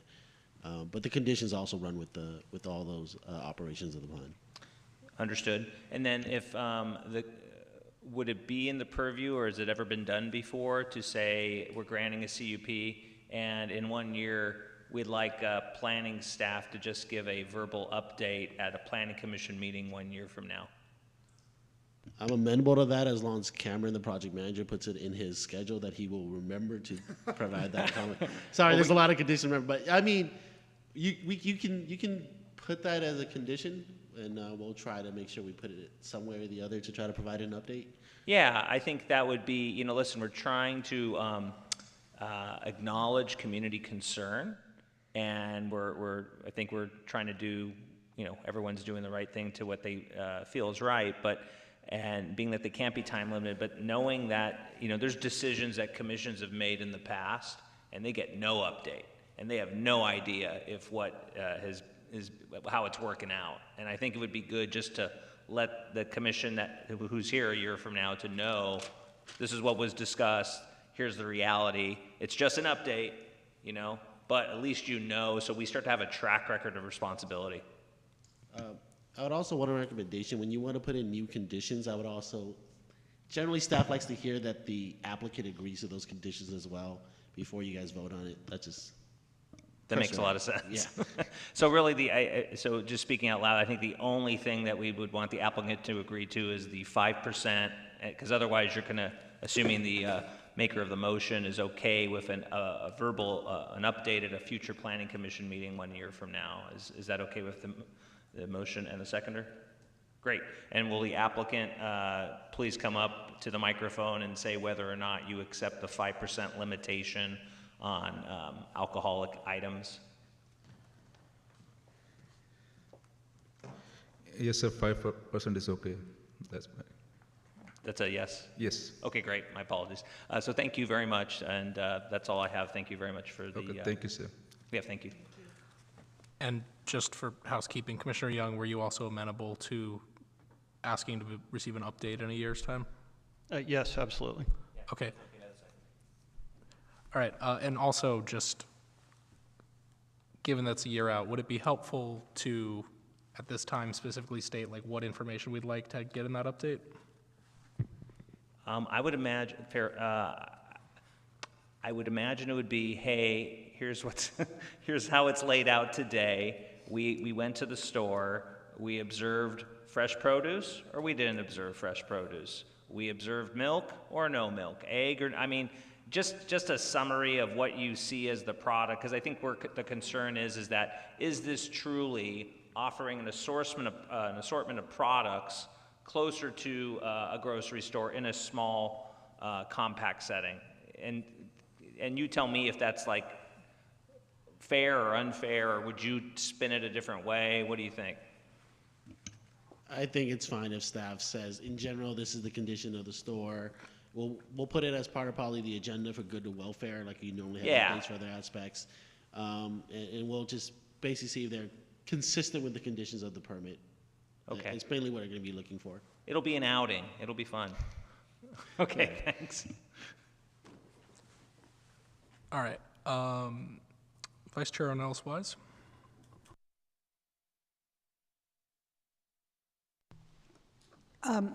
One of my concerns, obviously, is all the community outpour that we've got in regards to safety and crime, and the high school being in close proximity. Would you be able to have a security guard there? You're saying afford to have? Yeah, can Yes, you have ma'am. a security guard there? Because I think that would benefit tremendously that community. Yes, ma'am. When I took over this business last year, I was losing more than $9,000 per month. So I knew that I can turn around this market, and then I used to ask customers, whoever used to come, even from neighborhood, there's apartment, there are 55 apartments in the building, right?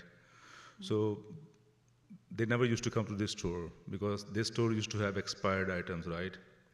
And I used to throw away all the expired items because this store was tagged as an expired item store. So nobody used to come over there. Now all those people, they're coming multiple times a day. Yes, I can afford that thing. I mean to say, I used to lose $9,500, close to $95 per month. And still, because I knew I can do this thing, I can make this a really good neighborhood market, because this area needs a market. Because right now there are 2 7-Elevens and everyone knows what the prices are. And people living there, they're on EBT. Some people, they're getting just $200. Some people, they're getting $300. Even right now, people, they come and get credit. I tell them, don't worry, just take whatever you want, especially at the end of month, right? Like 3-4 days, our sales drop, right? Because CBD people, they don't have money. But I tell them, don't worry. Like I have, see, within 1 year, we have like a trust, right? They take stuff like say $50, $100 stuff, right? Like then they pay me later on when they come, right? So all the food stuff actually, nothing else. So that's what I'm building, like good relations with my neighbors over there. And yes, we're definitely trying to plan to hire a security guard. And also we're trying to hire more employees. So we are trying to train them, tell them then whoever buys the liquor, we will tell them not to have it on property. And we will tell them to check on the parking lot if anyone's having the liquor on the property. So like in the nighttime, we're trying to hire like 3 or more employees. So main reason of security guard is like to see that nobody drinks in the parking lot, you know, like because I don't want my like my neighbors to get hurt, right? Because they have small kids, so they want this store over here, but they also know without like I can't keep on putting money forever in this store, right? So I have been putting a lot of money every month, and I'm losing money. Still, you won't find anything like expired, like because I train my employees, keep everything fresh over here. I want to gain the trust of the people here, right? So right now we are growing day by day. I forgot to bring my slide, like how I was putting a lot of money now. Last month I just put like around $3,500 from like 95 from the day I took over this store. So I'm trying my best to go in the right direction to make it really good neighborhood market so that people can like feel proud of that there's a market in this thing. And they have to just give me one chance and see what I can do. That's what I did for my dentists, and I want to, by the grace of God, I will make this really good store. And this can be a role model for other stores also right now. You go to any store, you will see like dirty, you know, filthy store. Like most of them, they're not like 7-Eleven, right? But I learned from Dennis, like if you invest heavily in a store and put like really good stuff, what people, according to the demand, right? And then definitely you will succeed. That's what my plan is. Okay, so you will have a security guard? Yes. Yes, ma'am. Okay. Yeah, I can afford it, yes, sir. All right. Thank you. Commissioner Barroso? Perfect, thank you.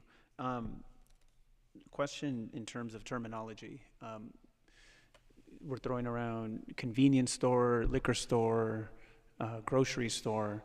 How would we categorize this? And with that category, is that in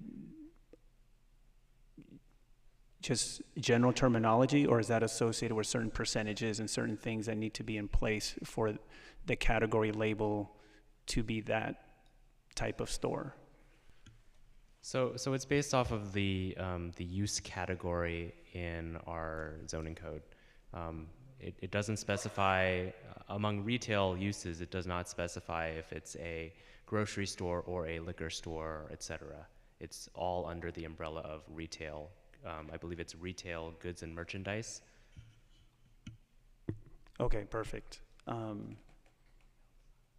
Okay, so other than the 5%, right, that looks like has been accepted, is there some sort of percentage or something to be said around, you know, X amount of dairy, X amount of produce, X amount of meat? Is there, or is that just off of what the owner is willing to put out on the floor? Yeah, so that would be up to the owner. Okay. So I would probably be careful specifically specifying it, since the definition comes from the general plan that says such as. So I wouldn't say they had to have this, this, and that. We definitely want to give the owner probably the possibility to give what they can provide to the community in terms of what they need, but based on their operation, we say they provide services like a grocery store is where the assumptions are. Right, yeah, egg, flour, bread, cereal, typical stuff, yep. Yeah, so if we don't see pickles, We won't ding them, right? Like a year from now type of thing, right? But if they have a general sense of, okay, I got, I'm short on this, right? And I have a barbecue, I got, 50 people coming, let me just go down and get A, B, and C, right? So ideally they would have A, B, and maybe a knockoff C, right? Just because the size of the store, they may not have everything. Second question, so the applicant applied in January, but it got turned down, correct? That is incorrect. This is that same application from January. It did not go to a public hearing. This is the public hearing for the same application. Okay, I think I'm confusing the police report. The police report came in first not in favor, and then it came in neutral. That's correct. And this is just me just trying to figure out the process. In this case, or in any case, if we were to turn down a CUP, is this also forever, they can never reapply, or would they be able to reapply in a couple months, a year? How does that work? Don't quote me, but I think it's either 12 months or 24 months where they can apply again. But it might, at least I'm for sure for rezonings. I'm not sure about applications. And Commissioner Barroso, I believe also if we were to deny this, the applicant could appeal to City Council. Right. Okay. And just curious, like while I was at the store, another curious note, some of the items didn't have prices, like the coffee, the soap, but some did, like the binder paper. And I'm just curious and there wasn't, like $2.99 or anything on the edge of the shelf. And I just wonder why that was, why some items had price items, why some items didn't have price items.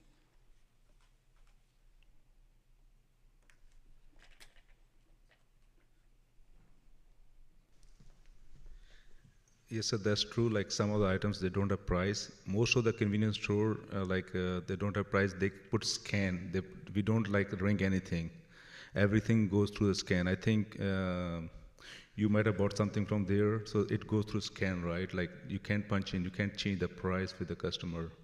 So yes, we are planning to put prices also, because we are planning to remodel this whole store once we expand our products, because we want to change everything, right? We want to open the front wall. We want to move the cooler other side. So that was the reason.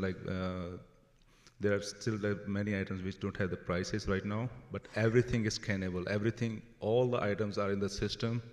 You can't discriminate or put different prices, because the system doesn't allow that. Because once you scan it, you can input the number. Of course. But the customer would have to get the items, go to the counter and say, how much is this? How much is this? How much is this? Because although it's not on the shelf, because you're right, you may want to refresh. Yeah, usually they ask the clerk, they know everything. We know the prices, because we don't have we have just 500 plus items right now. I think 500 to 600 items. That's it. Because we are increasing on the demand, right? Whatever the customers are asking. Because most of the items are expired items, right? They have shelf life of 2-3 months, that's it. And after that, we have to throw it away. We can't sell it to the public, right, to the customer. Right. Yeah, I just found that curious that some items had stickers and most items didn't. It's from the vendors, actually. Vendors, I think you might have seen the Andrea products, right? They have the sticker price on those. And yes, definitely we will put those prices also. Once we remodel this thing, we'll put the prices. But everything is scannable. Okay. In terms of your reaction to the Mount Pleasant Neighborhood Association's disapproval of this, what would you say to their position? What was that, sir? So there's a neighborhood association, the Mount Pleasant Neighborhood Association. I think we have it as exhibit. Maybe staff can help me on this. They submitted public correspondence, possibly, Exhibit J. Yeah, correct. So the Mount Pleasant Neighborhood Association is not in favor of this, and they've cited similar reasons as callers and what's been discussed. I wonder, how would you respond? Yes, to all those people, I think, like whoever's living in the close proximity of the store, I haven't seen even a single person like who is opposing the store, because they are liking this, they come over there, and I don't know where this Mount Pleasant Association located, like Mount Pleasant is not close to the store, right? People who are being affected is like living within like, people who come there, walk over there, like many people, they come with EBT cards, right? They are in favor of getting this thing, but I can assure to the association that I will try my best to make this store as a really good neighborhood market, so that they can feel proud that, okay, they have this market, this area. And neighborhood, they should think about the people, right? Because they will have more options. The people live over there right now. There are 2 7-Elevens. They have nowhere to go, right? All schools, they get out of care, they go to 7-Eleven, they eat pizza over there, they eat like wings and those kind of things. Like everything is overpriced, right? But if I get a chance, like I want to bring everything, I want to create a healthy competition so that the public gets benefited from the competition. Right. That's my message to the association. They should give me one chance so that we can help the public over there. Right. Thank you. And I appreciate your effort to bring that to the community. Bring accessibility, convenience, lower prices, right? I do agree that, having a monopoly of a community isn't in the best interest of the community, right? You want to have some competition, so at least, there's a little price war, right? On items. So I do appreciate that. I can give you one example, sir. Arizona tea, like we get for 66 cents, right? And Starbucks, this 7-Eleven sell for close to $2. And it's marked 125. You can go to any 7-Eleven, they will sell for close to 196 right. something. Well, I mean, I don't want to throw anyone under the bus. So I'm saying like how they. I don't have a question, so hold on. You can go ahead. Okay. So with all this said, if this could be revisited, which it sounds like there's probably a 12-month or 24-month appeal, or maybe a shorter timeline if it goes up to city council. What I'm in favor of is, it's unfortunate that the target community that you want to improve, there's a percentage that have been vocal today, and for some reason they feel that that's not enough, that there's a disconnect. There's a disconnect between the proposal and the current reality, right? Especially from a neighbor. You share a wall, right, with someone who is disapproving this. Sure, I don't want to engage too long on this item, but I think in the spirit of not locking us in, because even in a year review, it's just going to be an update. We won't be able to retract or revote. It's just going to be an update. And unfortunately, I wouldn't want us to just vote on a hope. I want us to vote on something that I think the community agrees with. I don't think one community member came out in favor. It was so that, not that they don't exist, but they didn't come out, right? They didn't write a letter. Obviously the applicant, the business, due diligence, you cleaned up the police report. Obviously you hooked up with an applicant that has done this before, so they know their way around these things. But unfortunately, I think I'm stuck, right? I would love for more community engagement. I would love for more happy campers in the community. And right now, at least today, I'm not seeing it. So I will be voting no on this. But I really appreciate it. I think you can get there. Let's see how this pans out. Thank you. Okay, thank you. If I can make a point of order, I think the applicant should be back in the audience, correct? We shouldn't be having discussion directly with the applicant. Well, it shouldn't be like a back and forth discussion. We can ask him questions, but yeah, he can't initiate more comments. But I think it's fine for him to be here just because we have been asking him a lot of questions. It just seems that this is devolving into a conversation rather than a hearing. Okay. Well, right? Thanks for bringing that up, and I'll try to be more thanks. Mindful of that. Commissioner Bickford, have you next? Thank you. A question for staff, actually. I've heard all the community concerns, and we've talked about getting some form of evaluation should we decide to approve this. One of the big concerns was police activity. The police originally said no, and then they came back after conversation and said they're neutral. That's not a resounding yes to me, and I'm wondering what, if any, I mean, I know that ABC has a whole set of things that they can do if there's a failure to perform diligence, but the police department really are the ones that sort of pay this price if the owner doesn't do their job. And I'm wondering if there is any evaluation that happens regularly after any approval of such thing, where the police are monitoring or something. Is there anything like that that happens? There is not. And then to respond to your comment earlier about the police department changing their stance from being opposed to now neutral, the police department typically does not say that they do support or are in favor. They only have it's either opposed or neutral. Also, to clarify, when they do apply for the ABC license, it has had to go to the police department.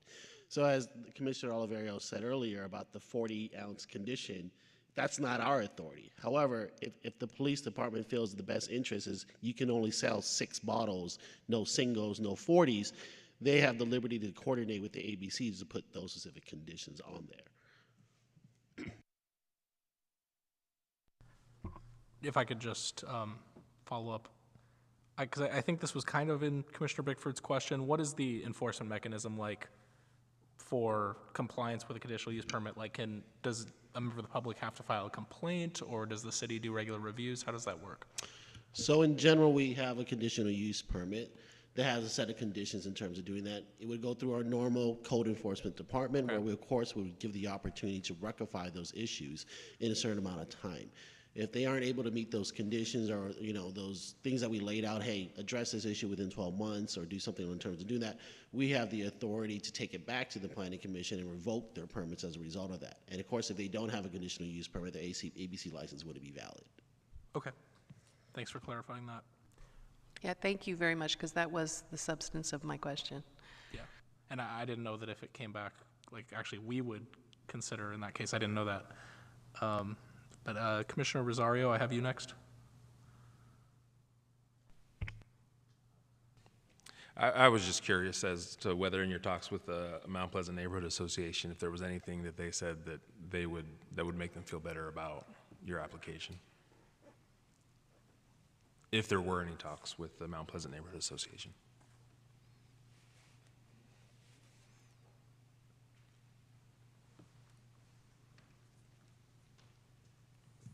Thank you, Commissioner. Can you repeat your question? I had a hard time hearing. Were there any talks between applicant and the Mount Pleasant Neighborhood Association? There were talks, yeah, with not with the association itself, just with the neighborhood, the Mount Pleasant neighborhood. Yeah. Was there anything that the folks from the neighborhood said would ameliorate or mitigate their concerns? There wasn't. It was like there shall not be no liquor store here. That's it. Okay. Okay. Commissioner Casey? So the reason why I asked at the outset whether or not this proposal fit the definition of a grocery store is because the opposition was to a liquor store.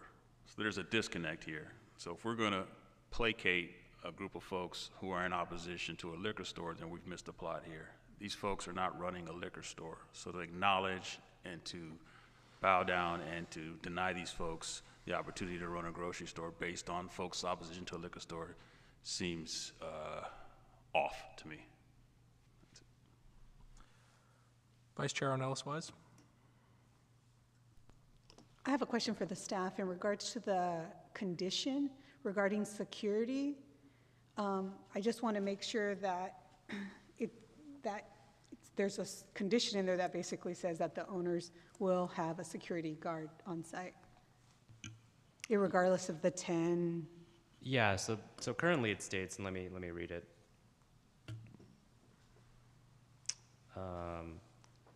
The interior next, this is condition 5C. The interior and exterior of the retail store shall be monitored at all times by security personnel and video surveillance cameras. All security camera video footage will be retained for 30 days in the event that an incident needs review by security personnel or the police. Thank you. Okay, I don't see any more hands up, so if there's no further discussion on the commission, we can consider the motion.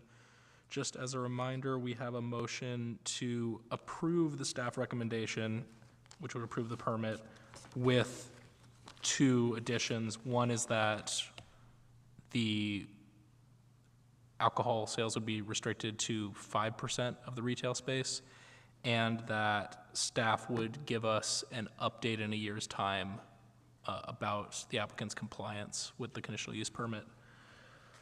And just to be clear, that would just be an update. It wouldn't be actionable on our part. So since that's the end of our discussion, we'll go to a roll call vote on this item. Yeah. And one clarifying. Sure.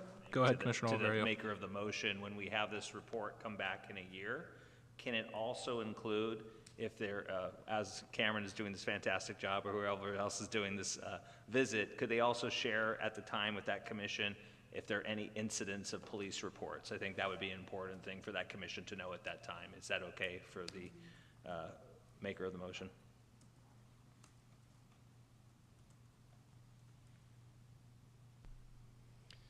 So, okay. Again, I'm a little confused. And again, I'm very concerned that as a commission, we're getting into the weeds of a lot of this stuff. I don't want to tie staff's hands on what their update is. I think we should just ask for an update whether the project is meeting the conditions of the conditional use permit. That's it. Okay. And let me just ask staff, if I didn't say anything and you were thinking about this in your head about giving this update in a year, would you think it would be natural for you to include that data, or based on the prior direction, it was more about what the store looked like and what they were selling? Staff would predominantly be looking at the conditions most likely. Of course, if, you know, the item would be agendized to be an update. So the community clearly point out, hey, by the way, there's been a lot of crime in those incidents, and pointing to staff. Staff would definitely include it as part of the update. But I don't think I would have, honestly, gone on and asked police, what's the last incident that's happened on there? We probably would have concentrated on the conditions of the permit. Understood. Yeah, just thinking if, you know, if that future commission was looking for an update to make sure it was retaining true groceries for the community at the same time, if there was one incident or X number, it would just be good to know. But I just wanted to offer it as a suggestion. I think, you know, what we're doing is we're vetting a fairly controversial application at the Planning Commission, knowing full well that it is probably going to be appealed to the City Council. And so I think what we're vetting all the various topics that they may take as the elected representatives, and I think we're inherently making their job a little bit easier because we're asking a lot of the questions that they'll have a summary of that. So that was where my questioning was. I appreciate the feedback, though. Thank you. Thank you, Commissioner Oliverio. So if there's no further discussion on the commission, we'll move to the roll call vote on the motion. Vice Chair Elswise.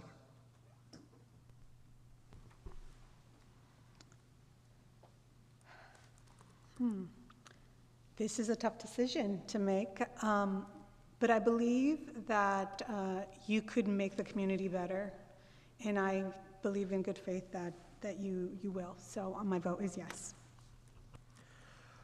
Commissioner Borosio. No. Commissioner Bickford. I'm going to agree with my esteemed colleague here, and I believe you when you say you want to bring something better to the community. I just hope my faith in you is validated by what you're going to do, and I vote yes. Okay. I also just want to gently remind folks that roll call, we usually just give a vote. Commissioner Cantrell is absent. Commissioner Casey? Yes. All right. Commissioner Garcia? No. Commissioner Oliverio? Yes. Commissioner Rosario? Yes. Commissioner Tordios? Yes. Commissioner Young? Yes. Myself a yes. That is 8 yes, 2 no, and 1 absence. This passes. All right, we'll continue on with the agenda.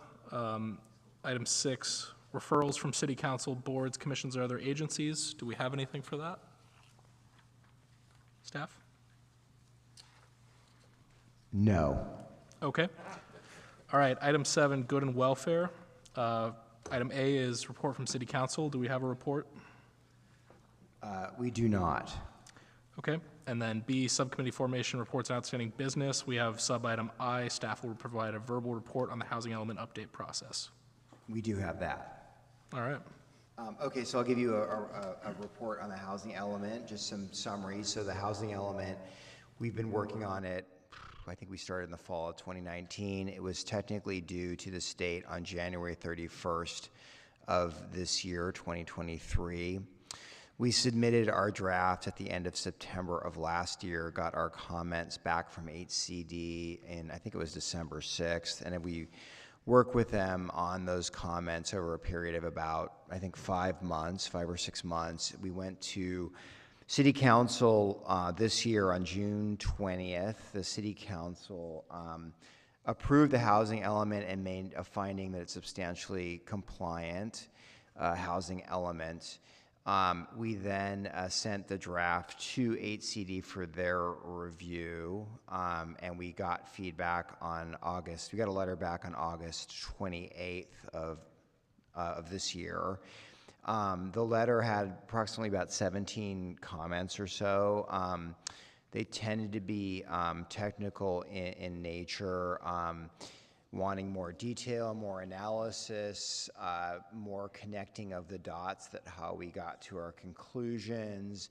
They wanted more clarification and more justification on some elements of our site inventory.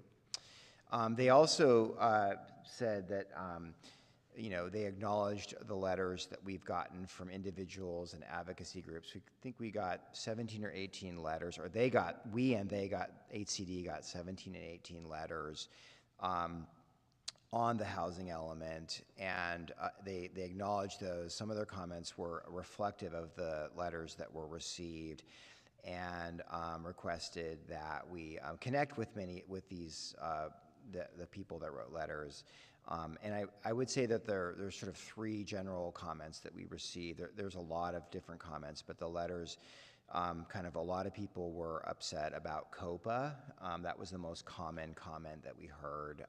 The COPA was in the draft housing element, and the council requested or told us to take it out. There were comments on the site inventory methodology. And there were comments on just about the number of programs that we have in there, suggestions on those. And there also, I think, was frustration that staff had gone into a period of, I wouldn't say silence, but once we got the comments from HCD, although we did post the drafts to the website, there wasn't a lot of public dialogue about the amendments or changes we're making based on HCD comments. So we received the letter on August 28th. What we've been doing is working with our reviewer. We've met with them twice already. We have 2 more meetings scheduled, and we're walking through their comments to address their changes address their changes that they have in the letter and their comments in the letter. And we've also been meeting with a lot of the people that sent in letters. We're scheduling a meeting with everybody who's interested. Actually, we met with a group of individuals yesterday, included the Housing Action Coalition, Greenbelt Alliance, California YIGBY, the Silicon Valley at Home, kind of walking through their comments. They've actually provided us with a red line document, and so we're in the process of walking through those with them and talking about their suggested changes. We had a meeting with them yesterday, as I said. We have another meeting with them tomorrow morning, 8 o'clock, and I anticipate we'll have another meeting with them coming up. We met with Commissioners Trudillo and Lardenois as well yesterday, talking about mainly about the site inventory and the feedback we got on that, and sort of talking through how we're going to sort of beef that up and make some changes and on our analysis and based on the comments that we've received. So that's we're still doing it. I just want to say a lot of this work is still, we're in the process of doing that. There is also a meeting scheduled next week with a lot of with the commoners who are really concerned about anti-displacement policies, particularly in the light of COPA.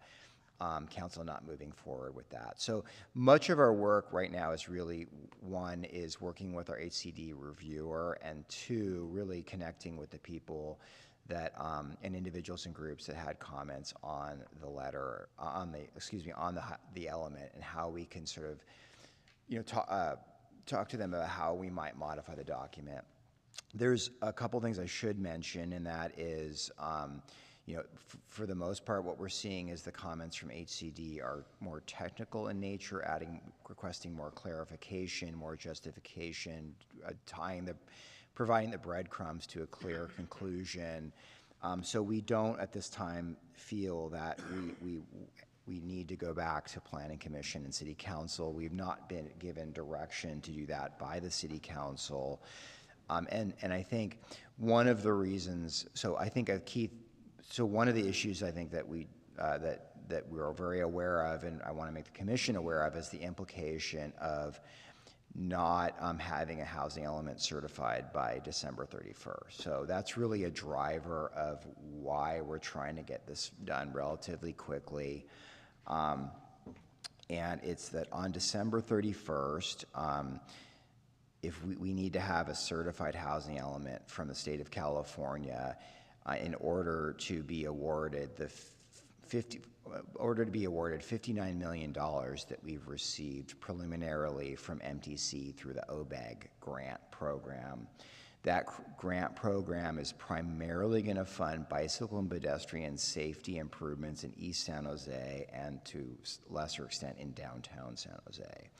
So we're really concerned about potentially losing that money. So that's really sort of the eye on the prize that we're trying to keep focused on. So the plan at this point is to wrap up working with the various stakeholders and HCD to complete the draft document at the end of December, or the third week of December, post it for a 7-day review, and then get it to HCD for their review by Halloween.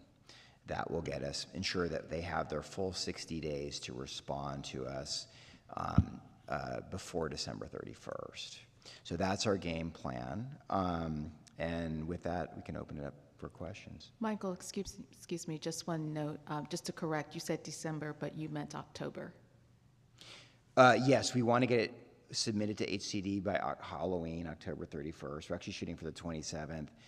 And we have to have a certified housing element by December 31st. So that there's a 60-day period of time there that gets HCD to respond.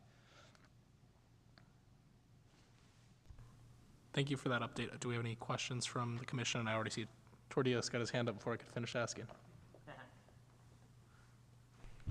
Yeah, thank you, Chair. And I realize that it is getting late. I have several questions, but I will try to be quick here. So first, I want to start off by thanking staff for the continued work here. I know this is a high stakes and time-sensitive project, so we appreciate all of your efforts here. I also appreciate the proactive outreach you are doing to all of the various stakeholders. And from our meeting yesterday, I see a lot of good work happening here to address a lot of the concerns that I previously raised, particularly around the sites inventory methodology, auditing of pipeline projects, and potential acceleration of programs like P35, the small multifamily housing policy. That said, one of the major concerns that I had and still continue to have is how the city actually plans on satisfying new state requirements around analysis of non-vacant sites. So in particular, AB 1397 compliance passed in 2017, which increases cities' obligations and raised the standard for non-vacant sites to not just be suitable for housing, but also available, and, quote, having realistic and demonstrated potential for redevelopment during the planning period.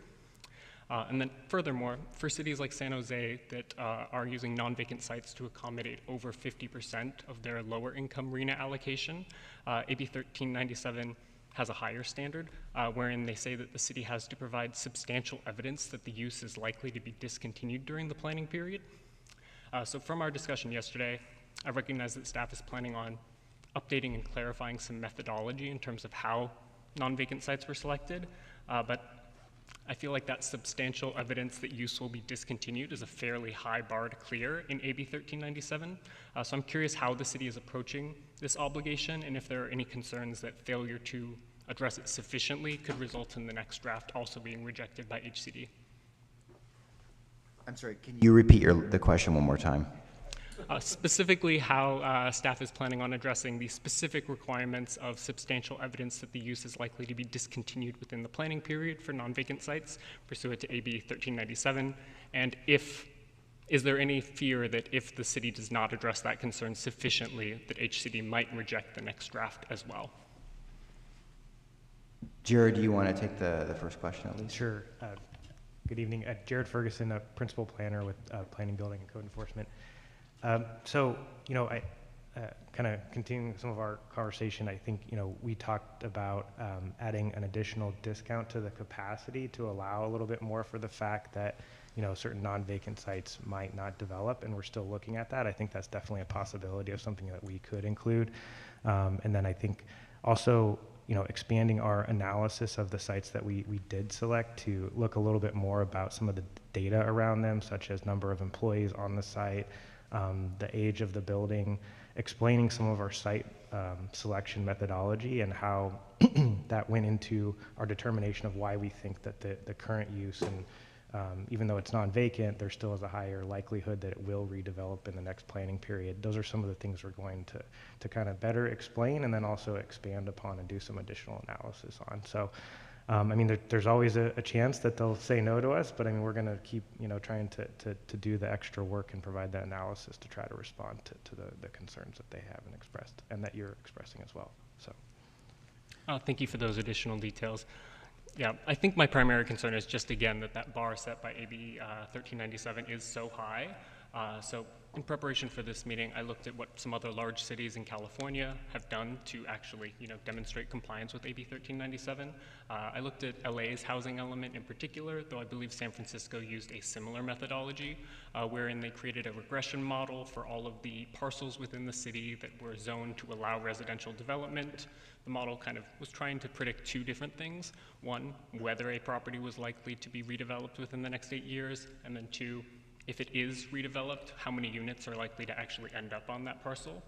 So from my understanding of San Jose's current methodology, it kind of seems like we are primarily focused on that second question of how many units might end up being on these sites if they are to be redeveloped, and less on that first part of the question of how many of these sites are actually likely to be redeveloped within that 8-year period. And I think that this is important because they kind of result in dramatically different outcomes in terms of the actual way that you evaluate the overall capacity of the site inventory. So looking at LA's element again as an example, I was looking through it earlier today, and they identify 198,000 plus total parcels in their sites inventory. But across that entire site inventory, they forecast an average realistic development potential of less than 0.22 units per site. So you can see there that the discounts that LA is applying kind of in their methodology are very significant. Now, I obviously understand we're working on tight timelines here. I don't expect that San Jose can rework their entire methodology in terms of how we do capacity analysis for non-vacant sites. But I think that we could potentially approximate the sorts of solutions that LA and San Francisco used by applying a fairly heavy discount factor to non-vacant sites. And that could also, give us some ammunition to go back to HCD and say that, we are really making an earnest effort here to comply with the requirements of AB 1397.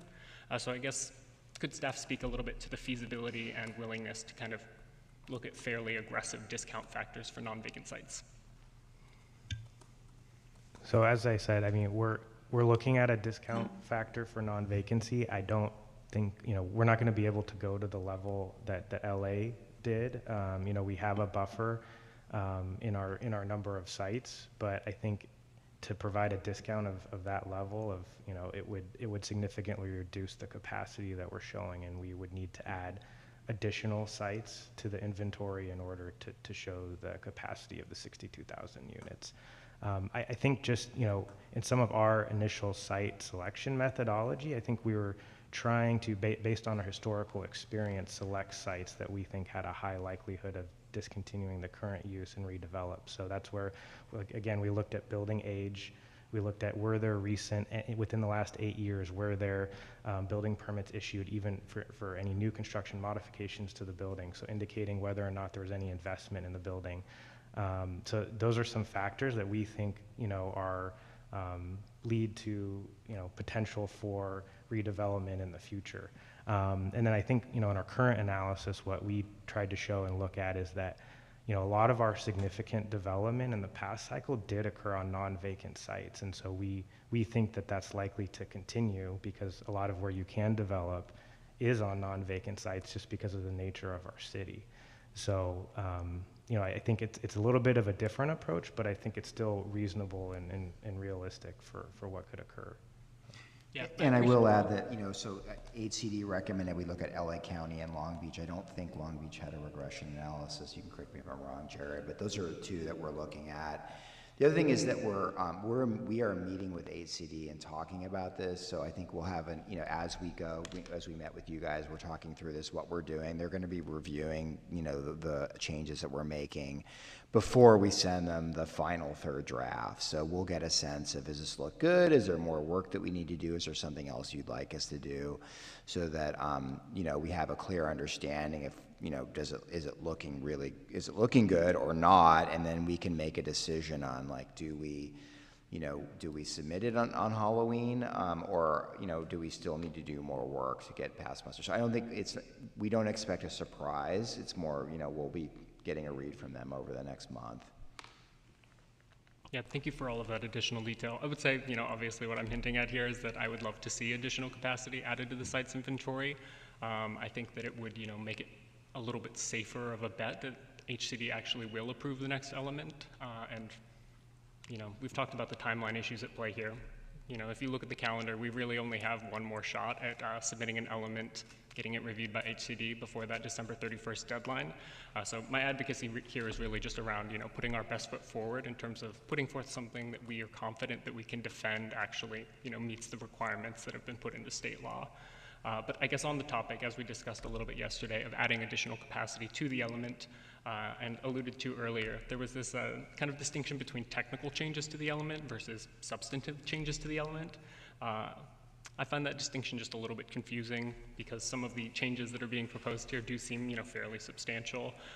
Removing, sites from the inventory, changing the methodology, changing programs. So if we are able to kind of remove sites from the inventory, it's a little curious to me that we wouldn't be able to add additional sites to the inventory. So I'm just curious if staff could elaborate a bit on how you view the distinctions between technical versus substantive changes.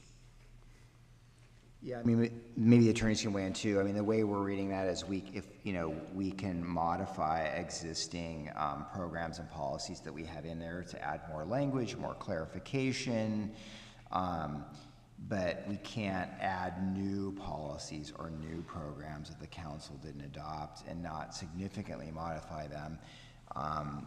And in terms of sites, we'll have to talk through this, but our sense is we have, I think it's 400 plus sites, and we're sort of limited to kind of keeping the sites that we have.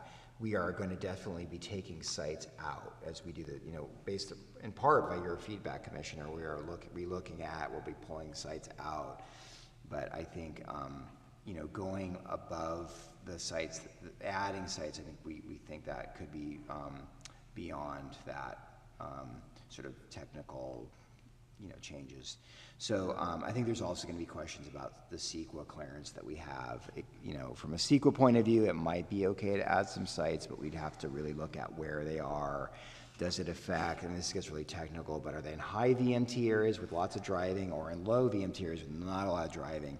And also there's analysis in terms of water supply by the different water providers. So are you moving in between? Are you adding in a certain provider? So there are some technical things on that as well. So it may create a lot more CEQA work. It may not, but it depends on where the sites are.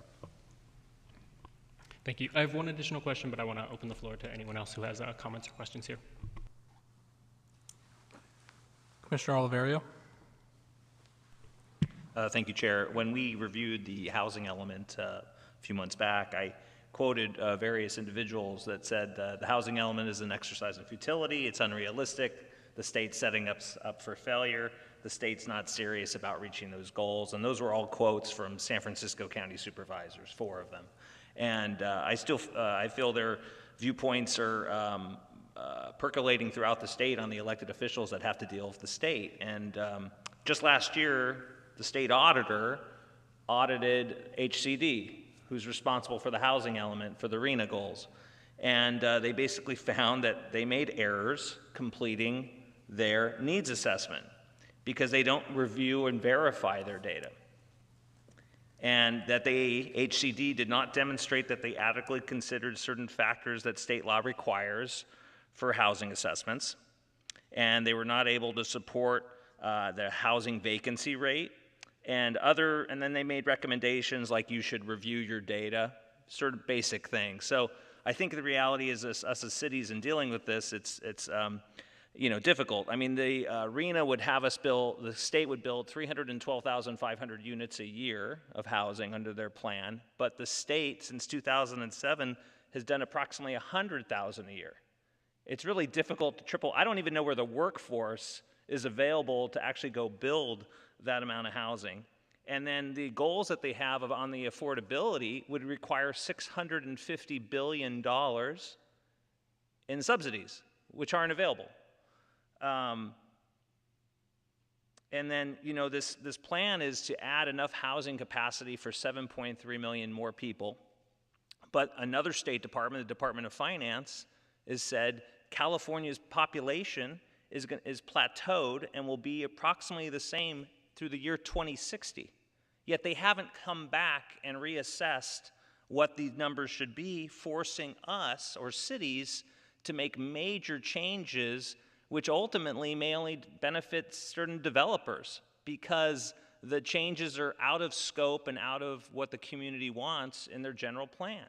And if you look at how draconian HCD can be, that if permits are not pulled to be 50% of what the number's supposed to be, and that's no fault of the city, that could be the development community not being able to get money from a pension fund, a bank, a sovereign wealth fund.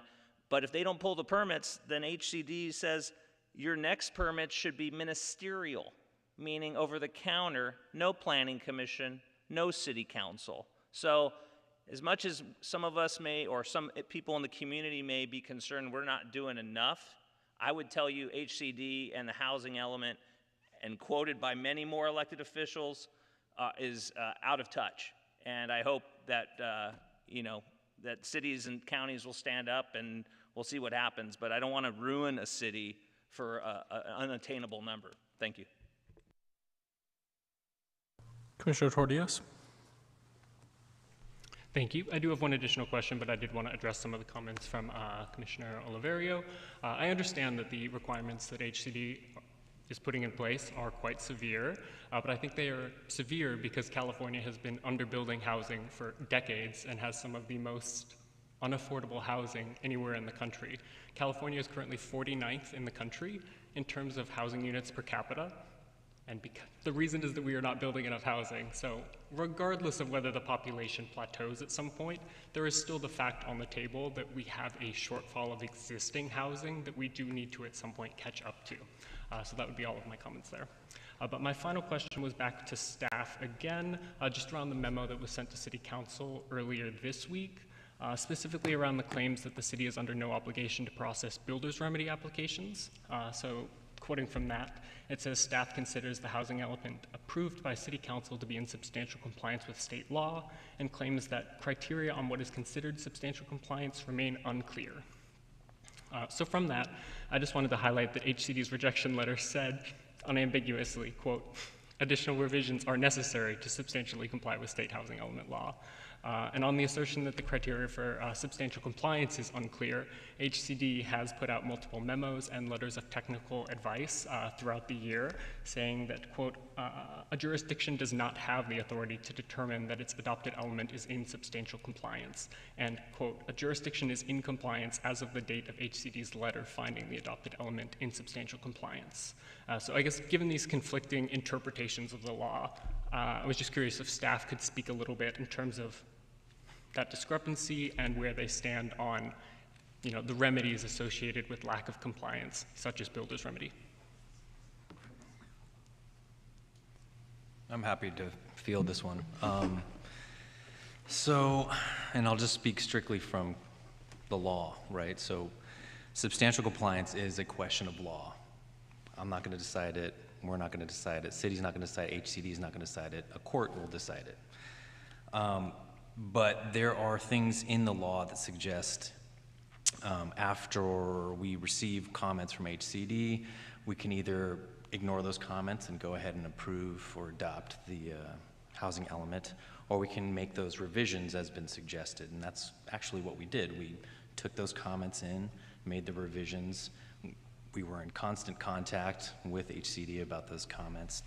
Turned out that there was some, as Deputy Director Brio said, there was a lack of connecting some of the dots, and so that's kind of what we're focused on at this point. We believe we're in substantial compliance. Like I said, it's a question of law. HCD is an advisory body, right? That's in the law. Their guidance is advisory. It's not the rule of law. So it really comes down to looking at what the law actually requires and to see if we've met those standards, right? Now, there's no bright line rule that says this is what substantial compliance is. If you look at any housing element around the state, and I'm sure you have, they're all different, right? They're all going to address these problems in different ways, and there's not one way that's better than the other. Maybe, arguably, could be better, right? But that is not, that's a very hard rule to say we need to be perfect, right? There's just, for example, the site inventory. I think you had wonderful suggestions, right? I think that was spot on. Are we going to come up with the perfect methodology to address the housing crisis? No, we're not, and we all agree that we're not going to do that, but we're going to try. But we have looked, City Attorney's Office has looked through the law, what it requires, and what we have provided, and we believe we have substantial evidence at this point as of June 20th, when the City Council took action to make the findings that we are in substantial compliance, that we believe we are in substantial compliance with the law. We really do. We believe we have the substantial evidence to show that we're in substantial compliance. HCD may not agree with that, and that's okay, right? We hope that we can make some of the corrections that show our work, right, to explain how we got to certain conclusions. I think that was one of the major issues that we saw. But not necessarily that those conclusions were wrong or were going to point us in the wrong direction, just that we needed to explain ourselves a little bit better. And that's on us. We're going to do that, and hopefully, as Michael said, or as Deputy Director Brio said, and staff has said, we're meeting with the community, doing what we can to listen to their concerns and try to get this together in order to reach this deadline that we've set by December 31st. We hope that we can get everyone, including yourself, on board, obviously, with these corrections. Again, it's not a perfect plan. It's not meant to be that.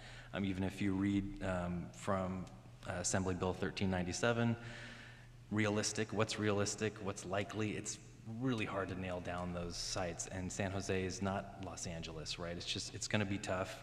I think the methodology, Jared explained really well how we arrived at these calculations.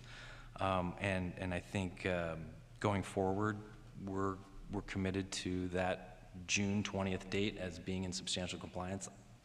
I see no reason why we wouldn't be in substantial compliance. I just hope that we can get some more support. Thank you. I do think it is notable that the primary advisory body on this issue does not share our assessment that we are in substantial compliance. Just throwing that out there. And I do recognize... Just repeat that. If you might talk a little closer to the mic. Yeah, sure. Yeah, thank you. Yeah, and also I do recognize, of course, that the issue of substantial compliance is not settled law, will likely be borne out in the courts. That said, there are multiple active court cases for cities that are arguing, essentially as San Jose is, that they already are substantially compliant and are thus not subject to builder's remedy. I've already seen 2 cases this summer where the courts have disagreed and found that they were not in substantial compliance and were in fact subject to builder's remedy. Obviously, as you said, every city is different. My primary fear here is just that by opposing builder's remedy applications, San Jose might be opening itself up to litigation from developers who disagree with the city's assessment that we are already substantially compliant. Well, just on that point, we have received around 15 or so builder's remedy applications. I can't remember the exact number that we've actually gotten formal applications. So all these applications were submitted with an SB 330 preliminary application to kind of set their place in line, as it were, before June 20th. We are processing those. Once we receive the formal application, we will process those. We have not determined whether or not we're just seeing where the law leads us at this point. All of those still need to go through CEQA review. However, if we are receiving builder's remedy applications after June 20th, we're looking at that as well. But we are not definitively ruling out builder's remedy at this point. Thank you for the clarification. I think that's the end of my questions. Thank you. I saw Commissioner Casey's hand go up but then go down. Just some clarification. So, substantial compliance, the HCD will certify that you're substantially compliant, or you're saying that based on our view as a city, we feel we're substantially compliant, and that's good enough, or is the hurdle that HCD puts their stamp of approval and says they are certifying that you are substantially compliant? I mean, that's really what HCD does. They certify, right? They're putting the stamp of approval that, yes, under state guidelines, you are substantially compliant. Right. However, case law states that substantial compliance is a question of law to be settled by the courts. And so the courts give a lot of deference to cities that say, we have enough substantial evidence to show that while our methodology might not be something that HCD agrees with or maybe some other advocates agree with, we show that methodology works for us, right? And we're able to show that we're getting from what's required under the law and showing our methodology and calculations and how we got to that compliance. Right. So that can be sorted out by the courts. It's obviously better for us if we get certified, and that's what we're going for, is certification. We surely hope that we're answering some of the questions that HCD had regarding some of the conclusions that we found that maybe could have used a little bit more explanation. But as a technical matter, if I'm applying for the builder's remedy and you haven't been certified in that interim, legally, aren't I supposed to move forward? No, because the benchmark is substantial compliance, not certification. Thank you. Yeah, and so I'm not an attorney. I do play one on TV. I'm just joking. But I will say this, it's substantial compliance. So for the most part, even HCD has looked at our housing element, and we had 17 comments. So to me, that says, yeah, the vast majority of your housing element is looking good. So what we're focused on right now is a relatively small number of comments to work through. So I mean, given that, I think that sort of builds our argument that the overall document is substantially compliant. And it's these technical areas we need to sort of add more further analysis and explanation. Do we have any further discussion from the commission on this update? Commissioner Brosio? Yeah, I just have a quick one. To submit it is one thing, right? But say that we don't meet certain things that we have planned. Is there any repercussions at the state level for not meeting certain elements or certain things that we put on the element on the housing element? I think I'm understanding your question. Are there consequences if we don't follow through with what we put in our housing element? Is that what you're asking? is the threshold, submit something, submit a plan, try your best, but if you don't meet certain things, there's no consequences for that. There is a consequence for not submitting the plan on set date with certain stipulations, but if we achieve the goals, that is not part of the consequences. Correct. So this is a roadmap for how to address housing, right? This is not law. The general plan is a blueprint. If I could also jump in too, this is Jared again, sorry. So we also have to, once we get a certified housing element, we also produce annual reports that we submit to HCD, that we also present to the city council as well. And so we have to report on our progress meeting our goals and our programs. So there is some, checking on our progress annually in terms of how we're progressing. And I will add that, HCD has the authority to rescind or revoke certification. If they find that we are not following along our housing element, they can say, all right, well, that's no longer good. Thank you for the clarity. And Commissioner Barocio, just to expand on what your question was getting at, the housing element isn't just about addressing our RENA numbers. That's part of it. But there's also programs in the housing element to adopt specific policies through ordinance. Am I correct in understanding that has more concrete consequences if that's not followed through on? Well, I think it's both, but so we have to look at how we are affirmatively furthering fair housing to address past racial discrimination and segregation. We have to look at governmental, non-governmental constraints in our programs and how we are addressing those to further facilitate housing. So there's a lot of stuff in there. It isn't just the RENA number, but I think if development is occurring not as expected and sites drop out for whatever reason, for example, if you have a housing site that's now built with a new shopping center, you report that in your annual review, and you could be in a situation, this is why we have a buffer, why they recommend you have a buffer, but you could be in a situation that oops, we don't have sites now for 62,000 housing units, so you need to go out and identify more sites and add them to the housing element as part of that annual review process. So that's something that could happen, and if you don't do that and you find, oops, well, now we only have sites for 57,000 housing units, the state could just say, well, sorry, you're uncertified now. So, that's something you definitely want to avoid. Any further discussion on this? All right, we'll move on to the last parts of the agenda. 7C, commission calendar and study sessions. Do we have any updates on that? No, I have no updates on that. Okay, and item 7D, the public record, which admittedly I've never known what that is. Me neither, but I have nothing. All right, then at 9:11 p.m., I am adjourning this meeting of the Planning Commission. Thank you, everyone. Have a good night.